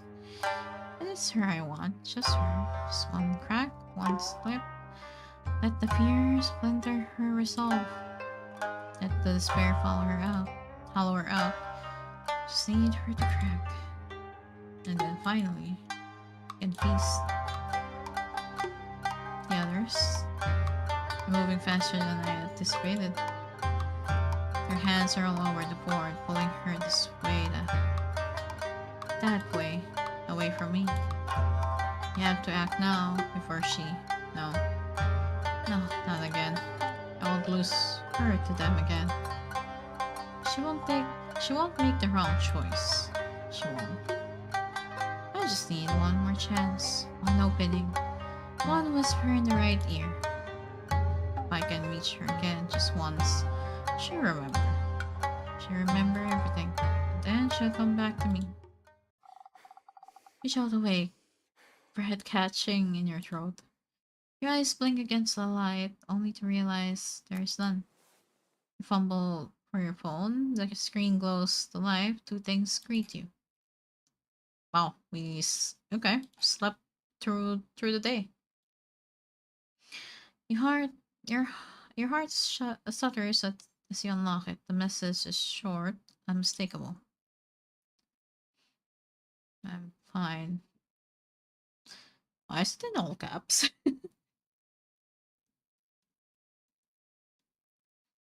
No, that's a game. Yeah, it is a game. Yeah, visual novel exists. Okay, creepy. You stare. Your chest tightens. You don't know what to feel. You're never one to linger in communicating with her. A quick word or two usually suffices, and yet, this time, unfamiliar weight coils in your chest, slow and insistent. A flicker of uncertainty, sharp as a spark, begins to burn beneath your ribs, urging you to reach out and ask for more. You want to ask her, "Are you sure? If something's wrong, please let me know." But instead, you hesitate, your fingers hopping over the screen. You know you should. You know you want to. But you can't bring yourself to do it. No, maybe it's nothing. You're just being paranoid, nothing to get too worked up over, as mom always does. You tap send, but then nothing. The screen pauses with silence, followed by the system error. Recipient unavailable. Hmm. This has me wanting to do another Stars and Time playthrough. Probably the text font and lack of color. Um, yeah, not gonna lie, this game is kind of creepy. You feel the burning rice again, bubbling up behind your eyes, hot and relentless. She probably turned off her phone. I'm just being overly anxious again. Maybe I should just get out for a bit, run some errands, even if it's late. Hmm. You clean yourself up and head out, trying hard not to think about anything else. But no matter how hard you try, her words cling to you because you know far too well how it is to lie so easily. No tasks. No tasks. Huh.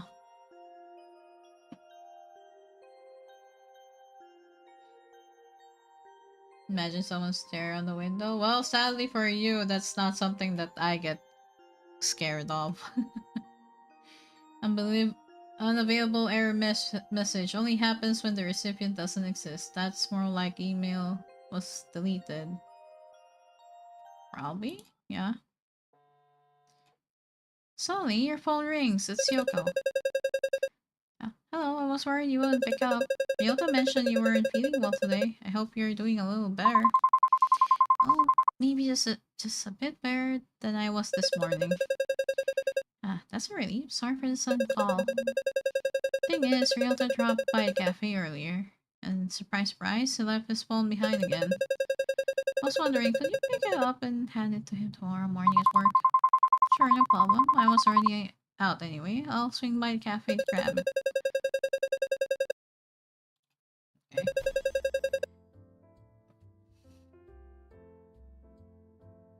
What do you do there? Solve stuff or anything? No, it's a romance visual novel, but with unsettling themes with it.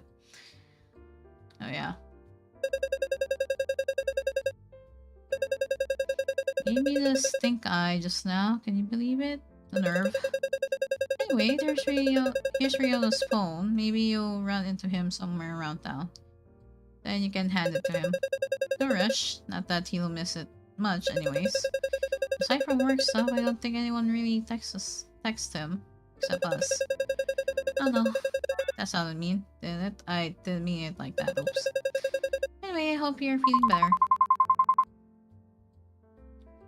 I'm doing alright. Yeah, it's alright. I got that look to you again. That look that says you're trying to figure out something or someone. Is this about your mom? How did... You've always got that distinct frown whenever you think about your mom.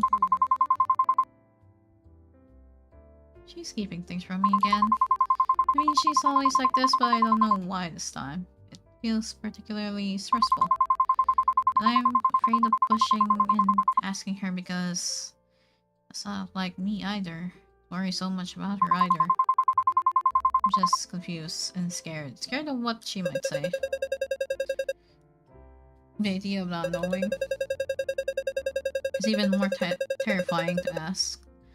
Not just because of the lies, but because once the truth comes out, it changes everything.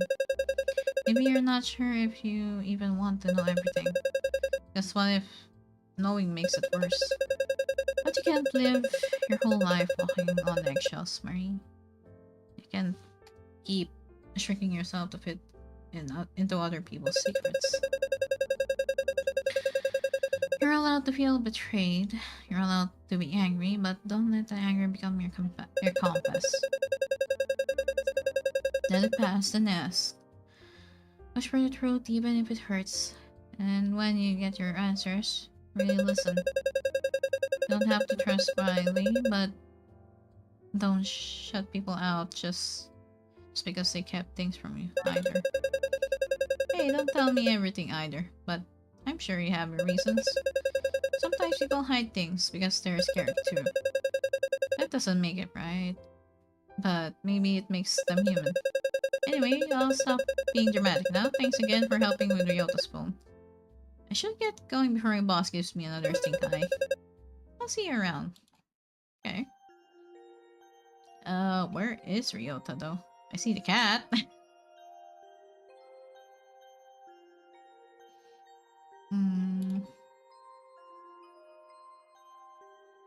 Upper Street? Alleyway? Lower District? I don't see anyone around. Does it say anything? Try to find Ryota around the town. Okay. Where's the cat though? Oh. Pardon me, ma'am. I hope life's been kind to you. Oh boy, I don't like this. Oh, I see you again. Oh my god. It's the cultist again. Oh god. I don't like these people. I haven't, and once again, I'm not interested. That's disappointing to hear. You know, many of the troubles you've been facing, they're not uncommon. In fact, they're expected when one strays too far from the path. Spirits, for example. So, I've heard this speech before. I overcame it myself with my own strength. It's no offense, but I think I can handle whatever else that comes my way. That's certainly one approach, but imagine how much lighter your burdens could be if only you'd... No, thank you. I really hope that's the last time I see him. Maybe I should report this to the police. Maybe. Okay. I think the police was here. Yeah. You hear someone call out your name. Footsteps closing fast. Before you can react, you can feel someone's breath against your cheek. I've been looking everywhere for you. The others keep letting you slip through, but not me.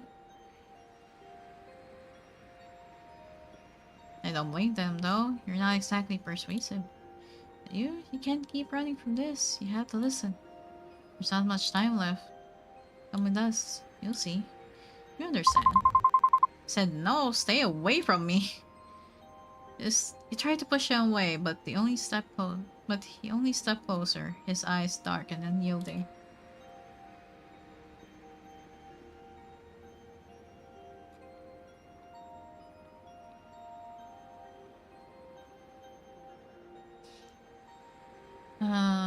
You don't get it. They don't want us to tell you anything, but I know you want to know. Hey, Spencer.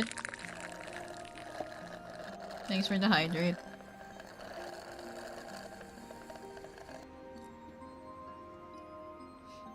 Yeah, hey, Spencer. How you doing? Can't take it away. Right now, all you have to do is follow me. No. Stranger re- the stranger reaches out to grab your arm, but stops himself, slightly hovering above your skin. One step is all it takes. No, I'm not going anywhere with you. Stranger danger. Doing good, avoided traffic before the terrible raindrop. Oh, nice. That's good. You don't understand what's at stake. You just come with us. We'll guide you to salvation. Stay back, please. No is a no.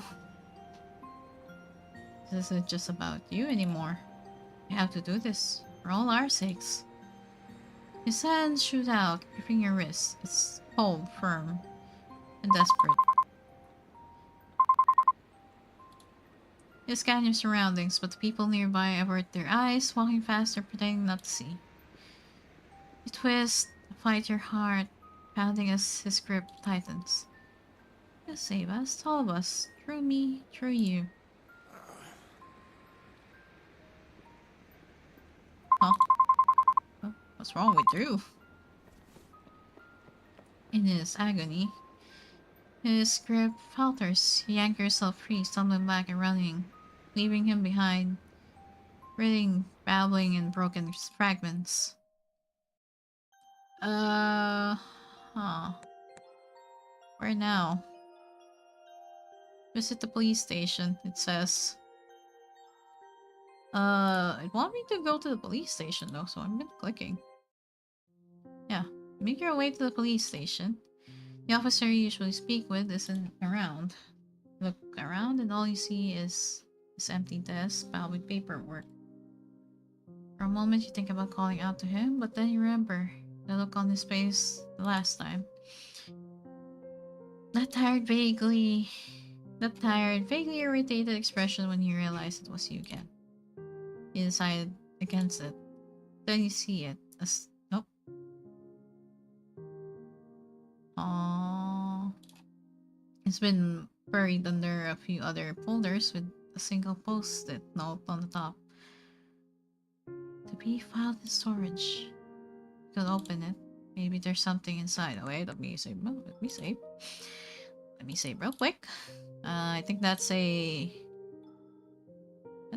very important thing. Then again, maybe it's just another dead end. You hesitate.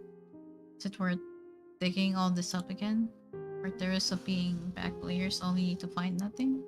And feel the same crushing disappointment? Or you could find something that would make this past few months of endless searching mean something. It could be the thread you've been gasping for all along. It's just within your grasp.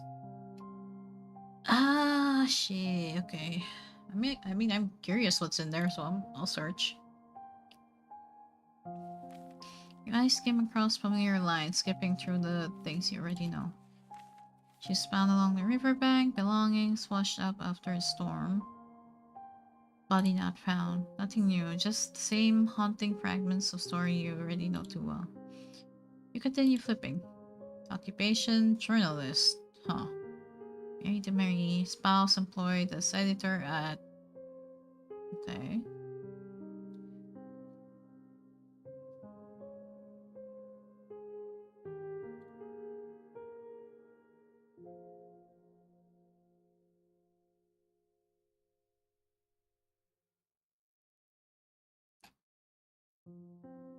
These are facts too, but these ones, they hit differently.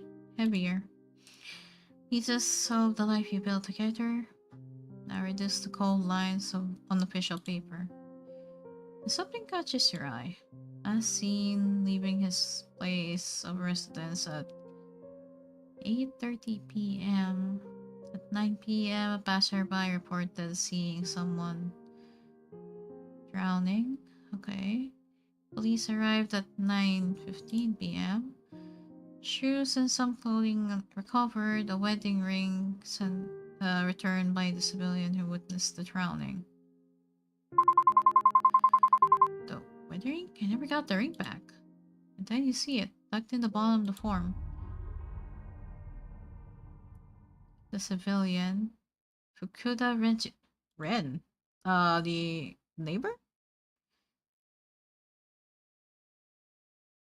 Oh wait, the ring was eventually collected by the deceased mother-in-law. Her mother. Ring. She knew. She knew about the ring. She knew about the ring?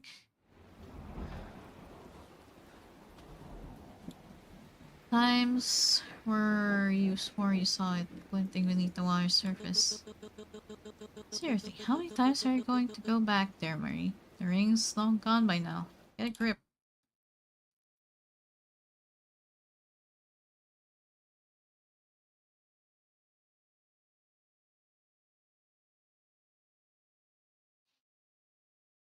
And all this time they had it.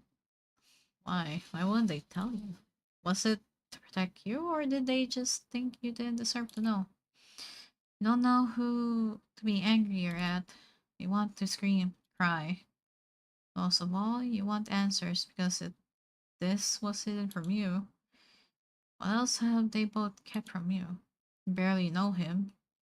You realize all this time, and there's still so much he's kept hidden. Secrecy, the manipulation. Can't tell if you've been protected or played. Maybe you never really knew who Ren was. Maybe you never tried hard enough to. You still trust him? I mean, he's my other lead, right? You do.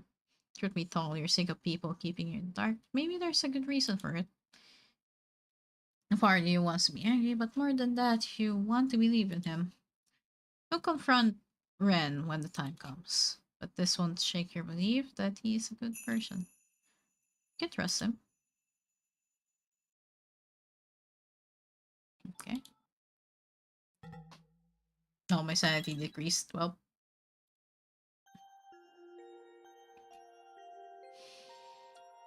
okay, where the fuck is Ryota? Because I don't see him anywhere here. There's a cat, though. Pet cat. He stares at you as you leave, eyeing you meticulously as if waiting for your arrival. Oh, okay. Follow Miyabi? Miyabi meows in approval and continues to lead you through the alleyways, leaving between the narrow streets and hidden corners of the city. Before you knew it, Miyabi has led you towards the direction of Haruki's office. With that, Miyabi left, flickering his tail at you as he disappears into the shadows of the alley. Okay.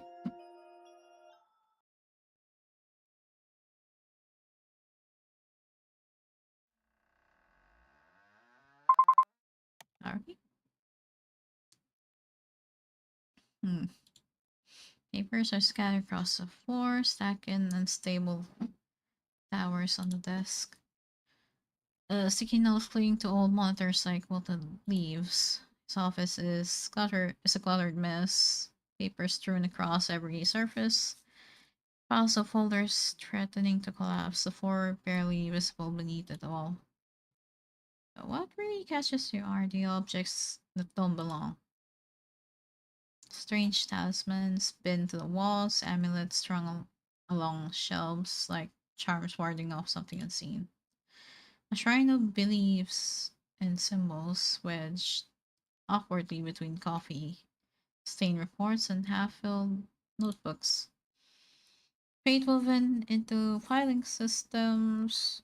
It doesn't make sense. Huh. Yeah, somehow it does. Makes us it made as much sense as hierarchy. Just like him, his office was messy, disorganized, but deliberate. Okay. Oh, Oh, okay.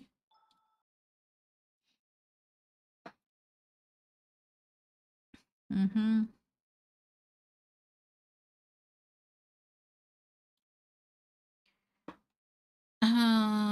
8th September 2022 will be an interesting day for the Queen. Oh, prediction 13 years from now. It's absurd, but also very hierarchy.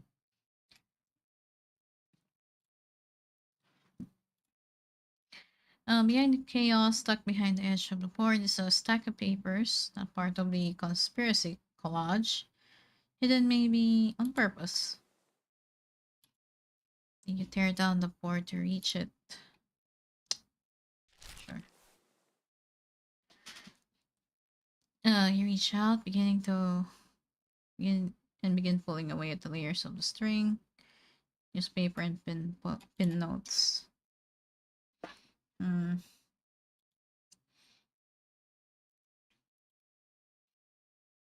Established in 1960s, but origins trace back to the Reiwa era. Many women recruited many women recruited, most banished from the public eye. Renowned spiritual master joins under unclear circumstances. The unknown. At the center, etched clearly in black ink, is a symbol you recognize all too well. Oh, okay, it's the cult, okay. But this goes deeper than you ever imagined. Behind the layers of conspiracy and junk, you find a full wall of research. Pages and pages of documents mapping the group's history down to the very bizarre prediction they've ever made. Clippings from newspapers, flyers, public scandals, but what stops you cold are the notes about you. They talk about their history, ramblings of things that don't make sense, incoherent words seemingly talking about past collection of some sort. They reference your confusion, your pain, the isolation that followed. They mention your mother and your eventual involvement with the organizations, things even you didn't know about. But it doesn't stop there. There are entries that haven't happened yet. Knows you about your eventual involvement with the group. Your connection to something called the trigger. And finally in thick red ink. The choice. The same two words. Scrolled beside every recorded calamity, every chilling prediction. Sometimes frantic, but all tinged with the same desperation. Step back, breathe, breath catching in your throat as the whole wall comes into view. Uh-huh. Compared to the tangled web of conspiracy theories, this is something else entirely. You can see his thoughts bleeding into the page. The fear, the guilt. The more you read, the less you understand. The words blur together, the meaning slips through your fingers. And all that's left in the board are his fears. Read it. Oh, yeah. The matters is right in front of you, spelled out across the board, clear as day. He's afraid of something. Something big enough to shatter through his persona. And even if he can't bring himself to tell you everything, you'll stand by him anyway. He's been kind to you. He's shown you warmth when he didn't have to. If someday he ends up betraying you, you know you still regret not trying to help him when he needed it most. Because no matter how much doubt clouds your mind, one thing feels certain. Haruki's a good person. At least you believe he is. Okay. What game is this? It's called Lover's Enigma. It's a visual novel. Okay. Do I? Pick one up, huh?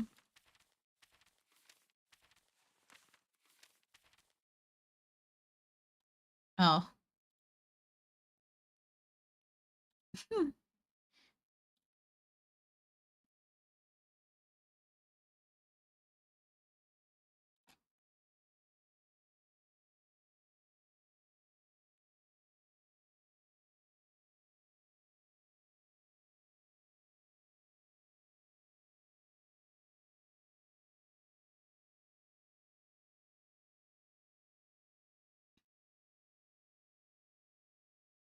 Oh. Um.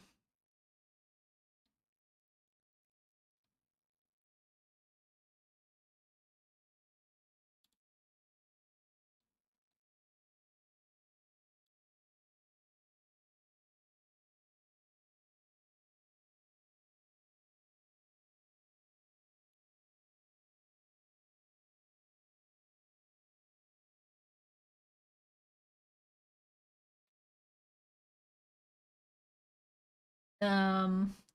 I would suggest that you could if you could please stop spamming the chat over there in the YouTube chat. Oh my god. Okay. Uh.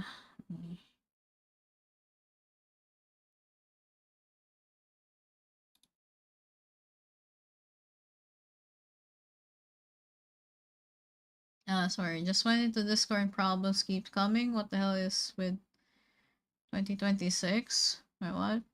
What's happening?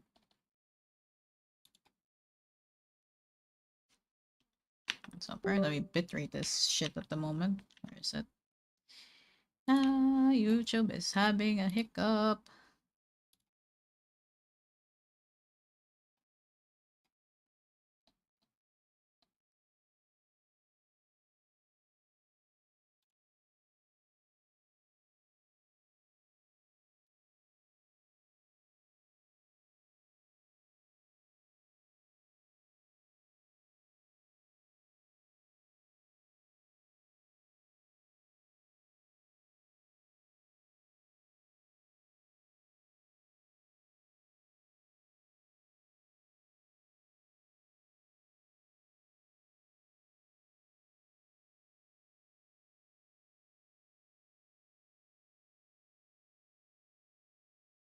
I'll just check Yulia's Discord server. That's all. I hope she gets well soon. Oh, is her sprain getting worse?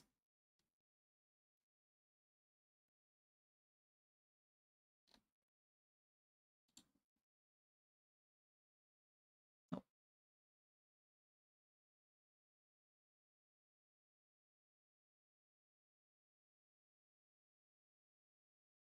Right, I'm trying to fix something with YouTube right now.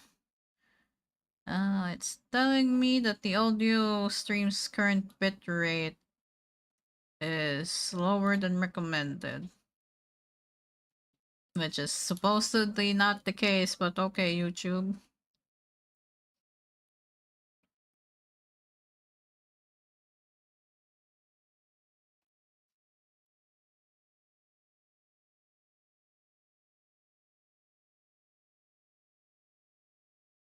Hmm. Why is it doing that? Huh. Me.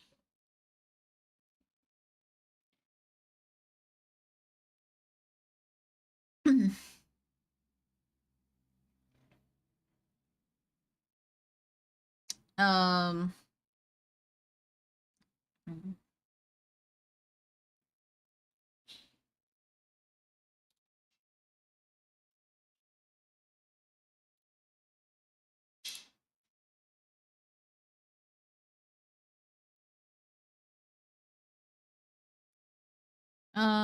Just another warning, please. Please don't spam the chat. You can just send one. Send it once.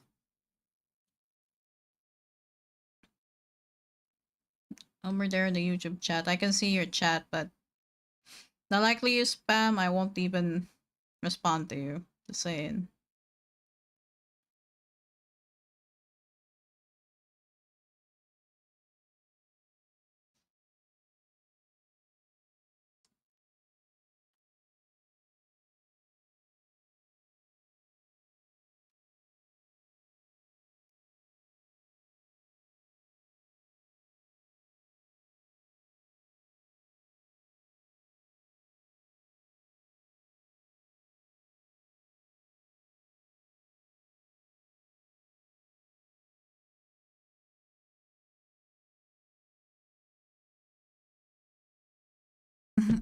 uh, yeah.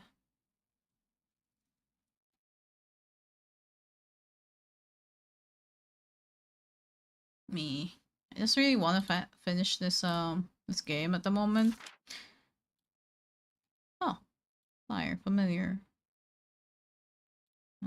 Huh. Guess it'll take anyone who'll listen. Hmm. Window?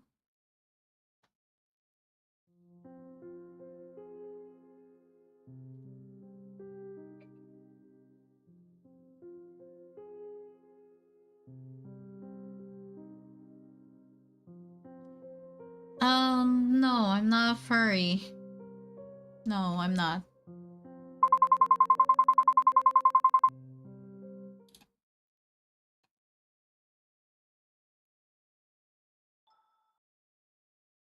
Someone is asking me if I'm furry or not. No, I'm not.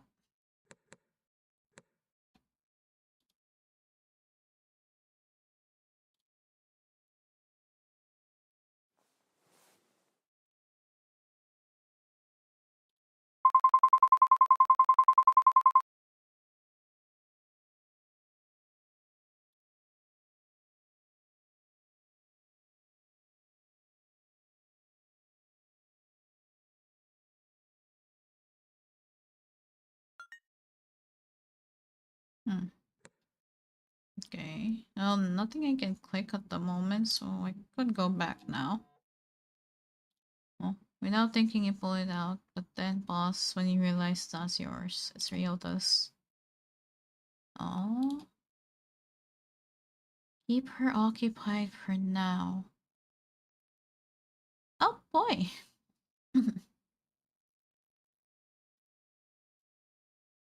On YouTube? Damn, yeah.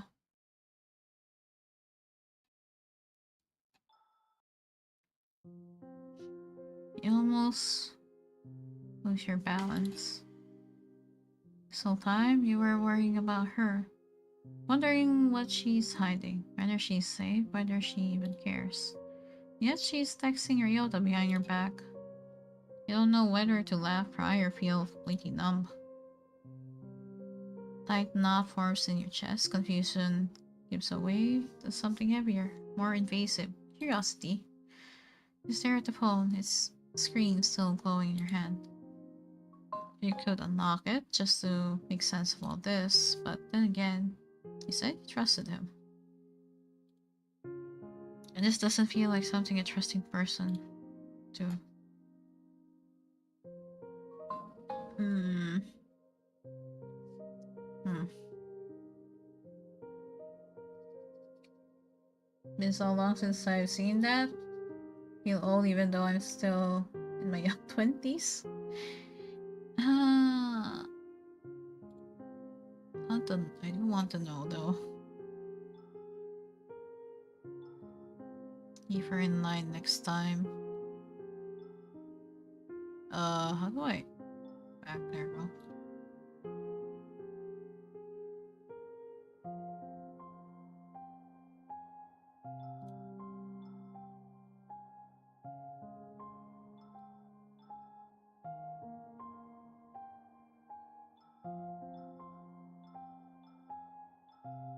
Hmm.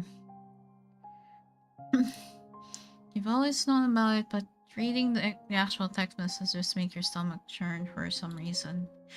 Maybe facing it straight on is too much for you. Because then it means that everything you feared, every uncomfortable thought in your mind was true.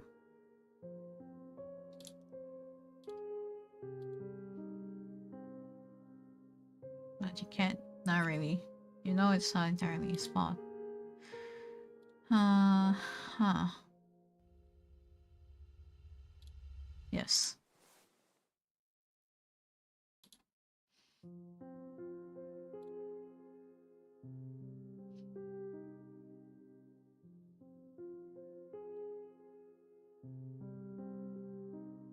And if he can't say the right words, if he's still afraid to face things, then maybe what he needs is someone who won't give up on him. Ryota is a good person. That you're sure of. Well, I still can't find anyone in here. Where do I go next? Make sure to hydrate.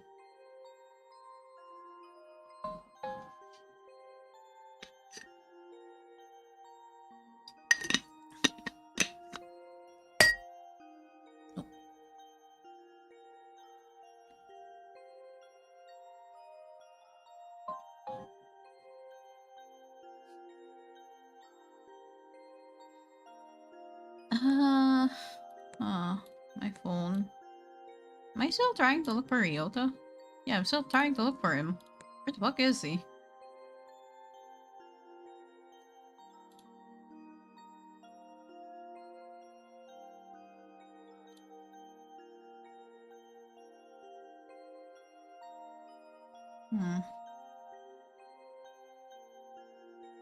And the stretch, yeah. Yeah, I don't know where to go exactly. Oh shit. We meet again? Oh my god. We gotta run. I don't want anything to do with your organization, so leave me alone, Jesus. This isn't about you, it's about your mother. Mother? Just why I embrace the full potential of our... Oh no.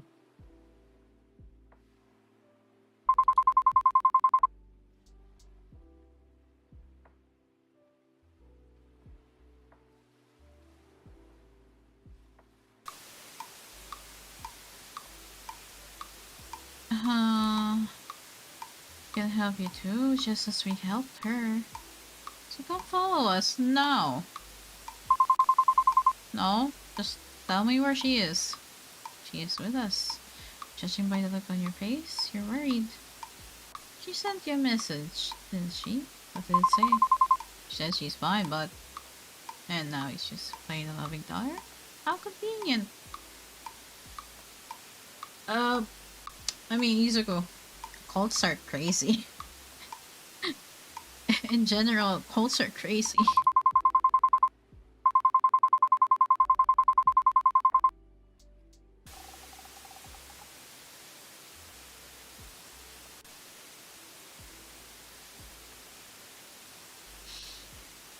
Okay, but before I join your cult, I really need to talk about your car's extended warranty. You know what? You know what? You know what? That would be probably something you could joke to this person and actually get them out of your sight. Your phone rings, slicing through the tension like a blade. Oh. Right? Something's wrong. It's Kazuki's spirit. He's acting up again. Worse than before. I like that they just put it all over the woman's sprite, though. I think there's some kind of auspicious state today that's tied to his death. I didn't realize it until now. I think it's triggered something in him. What's happening? What's wrong with him? Whoever's been haunting that house, it's getting stronger, more aggressive. But Haruki, I thought you said it wasn't Kazuki causing it. Look, I think you'd better come home fast. I'm already here waiting for you. Just hurry, okay? Wait. You don't have to go. Come back. No, I'm leaving. What's happening with the spirits? Are you alright? What's wrong? I thought I could handle them, but they're too strong. Oh boy.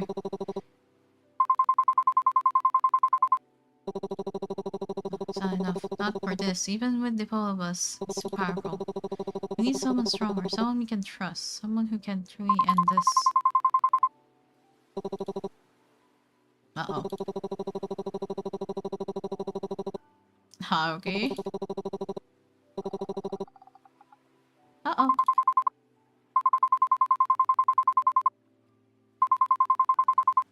Uh...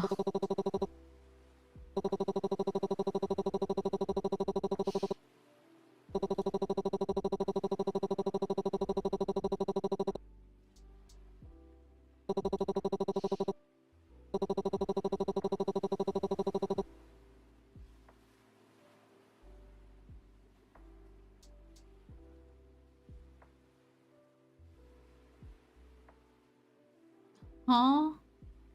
You have been helping me. Yeah.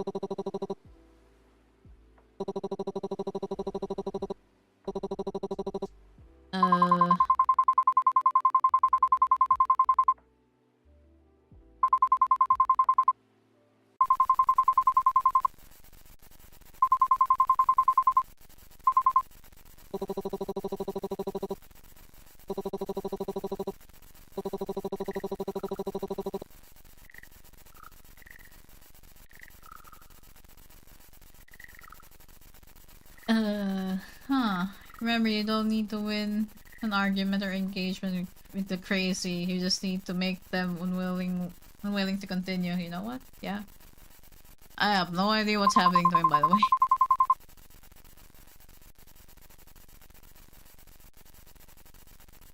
Ah. Ah. Okay, wait.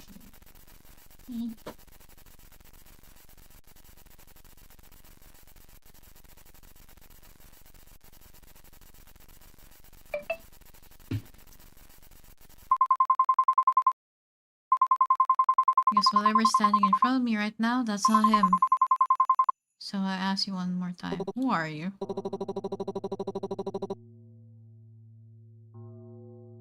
Uh-huh. Or something like that. You're not hierarchy. There it is again. Your delusions creeping back in like they always do. No ghosts left to chase, running out of things to blame. Maybe it's time for doppelgangers. That'd be more exciting, wouldn't it? You could finally be the center of attention. Or worry, always a victim, always in need. You're unraveling. Everyone sees it. Honestly, maybe your mother was right about you all along. You're paranoid, unstable, a burden to everyone around you. And the worst part? Deep down, you're starting to believe it too. Oh, no, I don't. Come too far to let you twist this. Everything I've done through, I managed to overcome. Be it with my own strength or with help from people beside me. You know that, and deep down, you know it too. How can you tell that the flags are what the flags are when someone threw 3 cans of paint at them?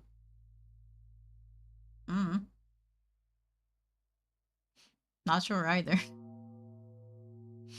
I don't know what kind of spirit you are or what you're trying to be, but I'm not falling for it. Not this time. I'm not backing down. I'm stronger than you and you're not going to hurt me anymore. Oh well, you figured it out. Congratulations, I suppose. No matter, things have finally begun to move again. You know, I really do want it to end.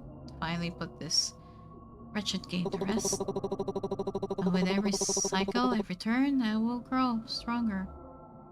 And soon, I won't need you at all. I've seen so many versions of you. Each version still paying to hope, still screaming into the dark. But you always come back. You always try. And I always win. Over and over and over again. Let's see how long it lasts this time. Aww.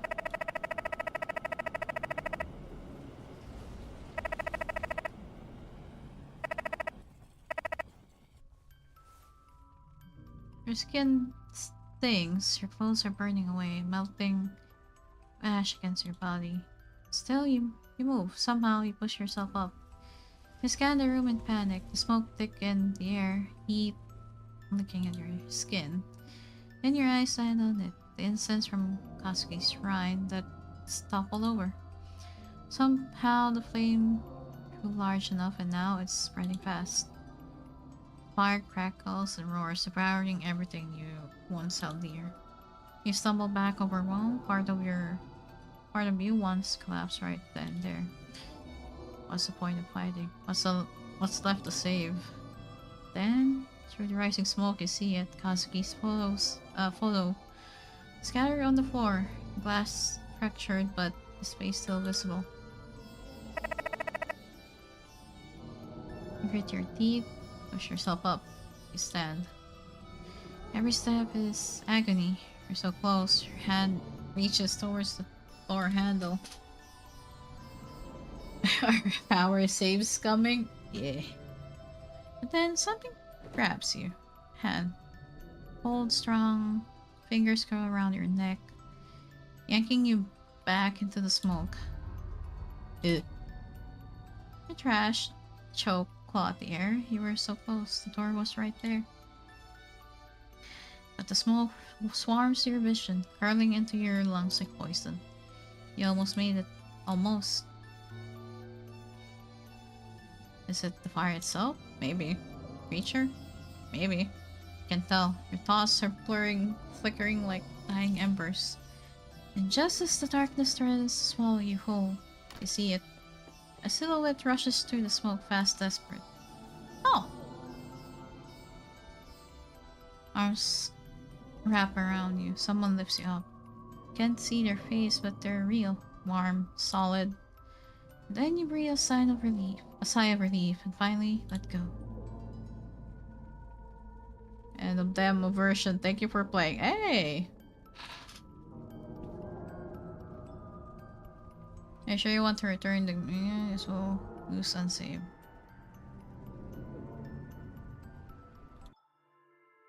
Oh, there we go. Finish the demo. Yeah, I reached the end. That was cool. Yeah, that was really cool. For 4 hours as well. Solid concept, yeah.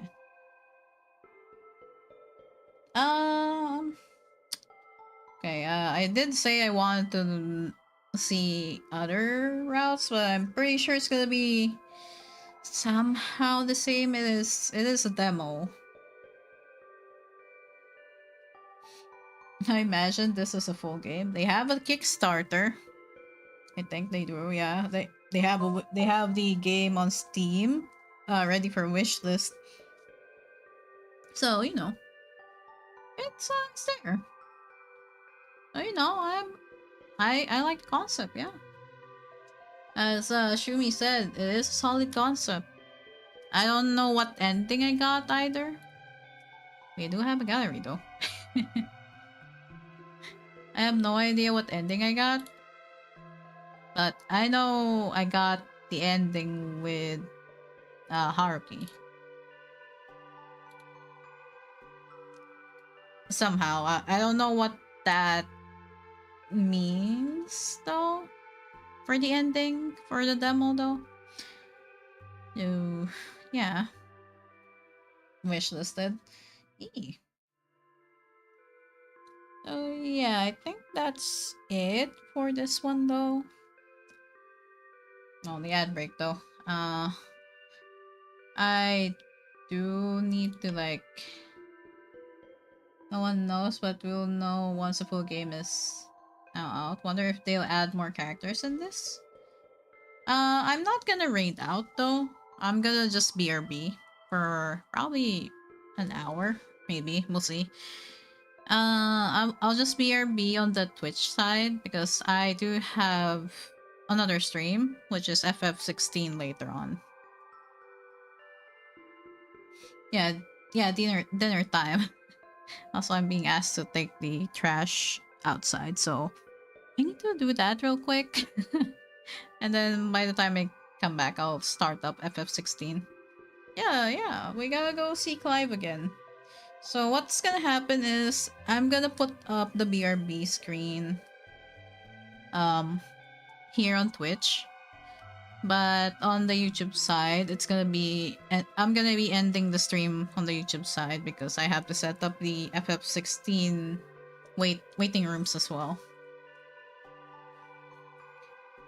Yeah, you guys go eat while I go on BRB. Oh yeah, that Lovers Enigma. I would rate it a 9.5 out of 10 probably. The only point 5 point there is it's just the rhythm game the mini game for rhythm game. I wish I could change the controls, but you know, it's a small thing. It's a small thing. It's not, it doesn't really affect the game that much. It's a small thing that it's just me because when I'm playing a rhythm game, I prefer having controls interchangeable. And since the controls of the rhythm game is like in horizontal, I wish I could change it to probably on the letters. If that makes sense, but yeah. That's just skill issue. It's on the arrow key, so I'm like, like, it's not bad. It's not bad, but if it's not changeable, you know, it's fine as well. I just gotta get used to it. But no, it's yeah, I'm not used to it. I'm not used to using the arrow keys for rhythm games. I'm more used to using the letter keys. Like what I use in N stars is what was I think it was DF and JK for N stars. Or if I were playing also on Osmania mode, I would be using the letter keys as well for that because the map is set on horizontal and my brain cannot comprehend sometimes when the keys are not set on horizontal. But yeah, it's a small thing. It's a small thing, but still the game is really good. And I'm excited to check it out when the full game is out. The like some parts were creepy and unsettling, but you know, also mouse only player here. Yeah, I play the one with the vertical beat map than the one where you use the mouse, or you have a tablet, you use the tablet. Oh yeah. For now, I'm gonna go BRB. Oh, the piano keys one? Yep, the piano key ones.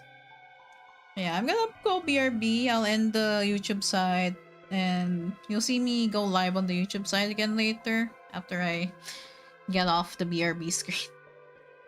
And for now, let me close the game. Let me close the game. Log out. If it could. Yep, there you go. Yeah, I'll put a BRB here. Actually, let me put up the. I have the chat background music though. Chat background music. How are these? Browse.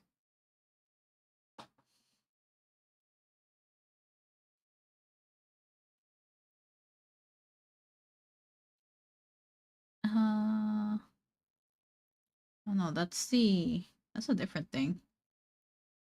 Oh, it's this one.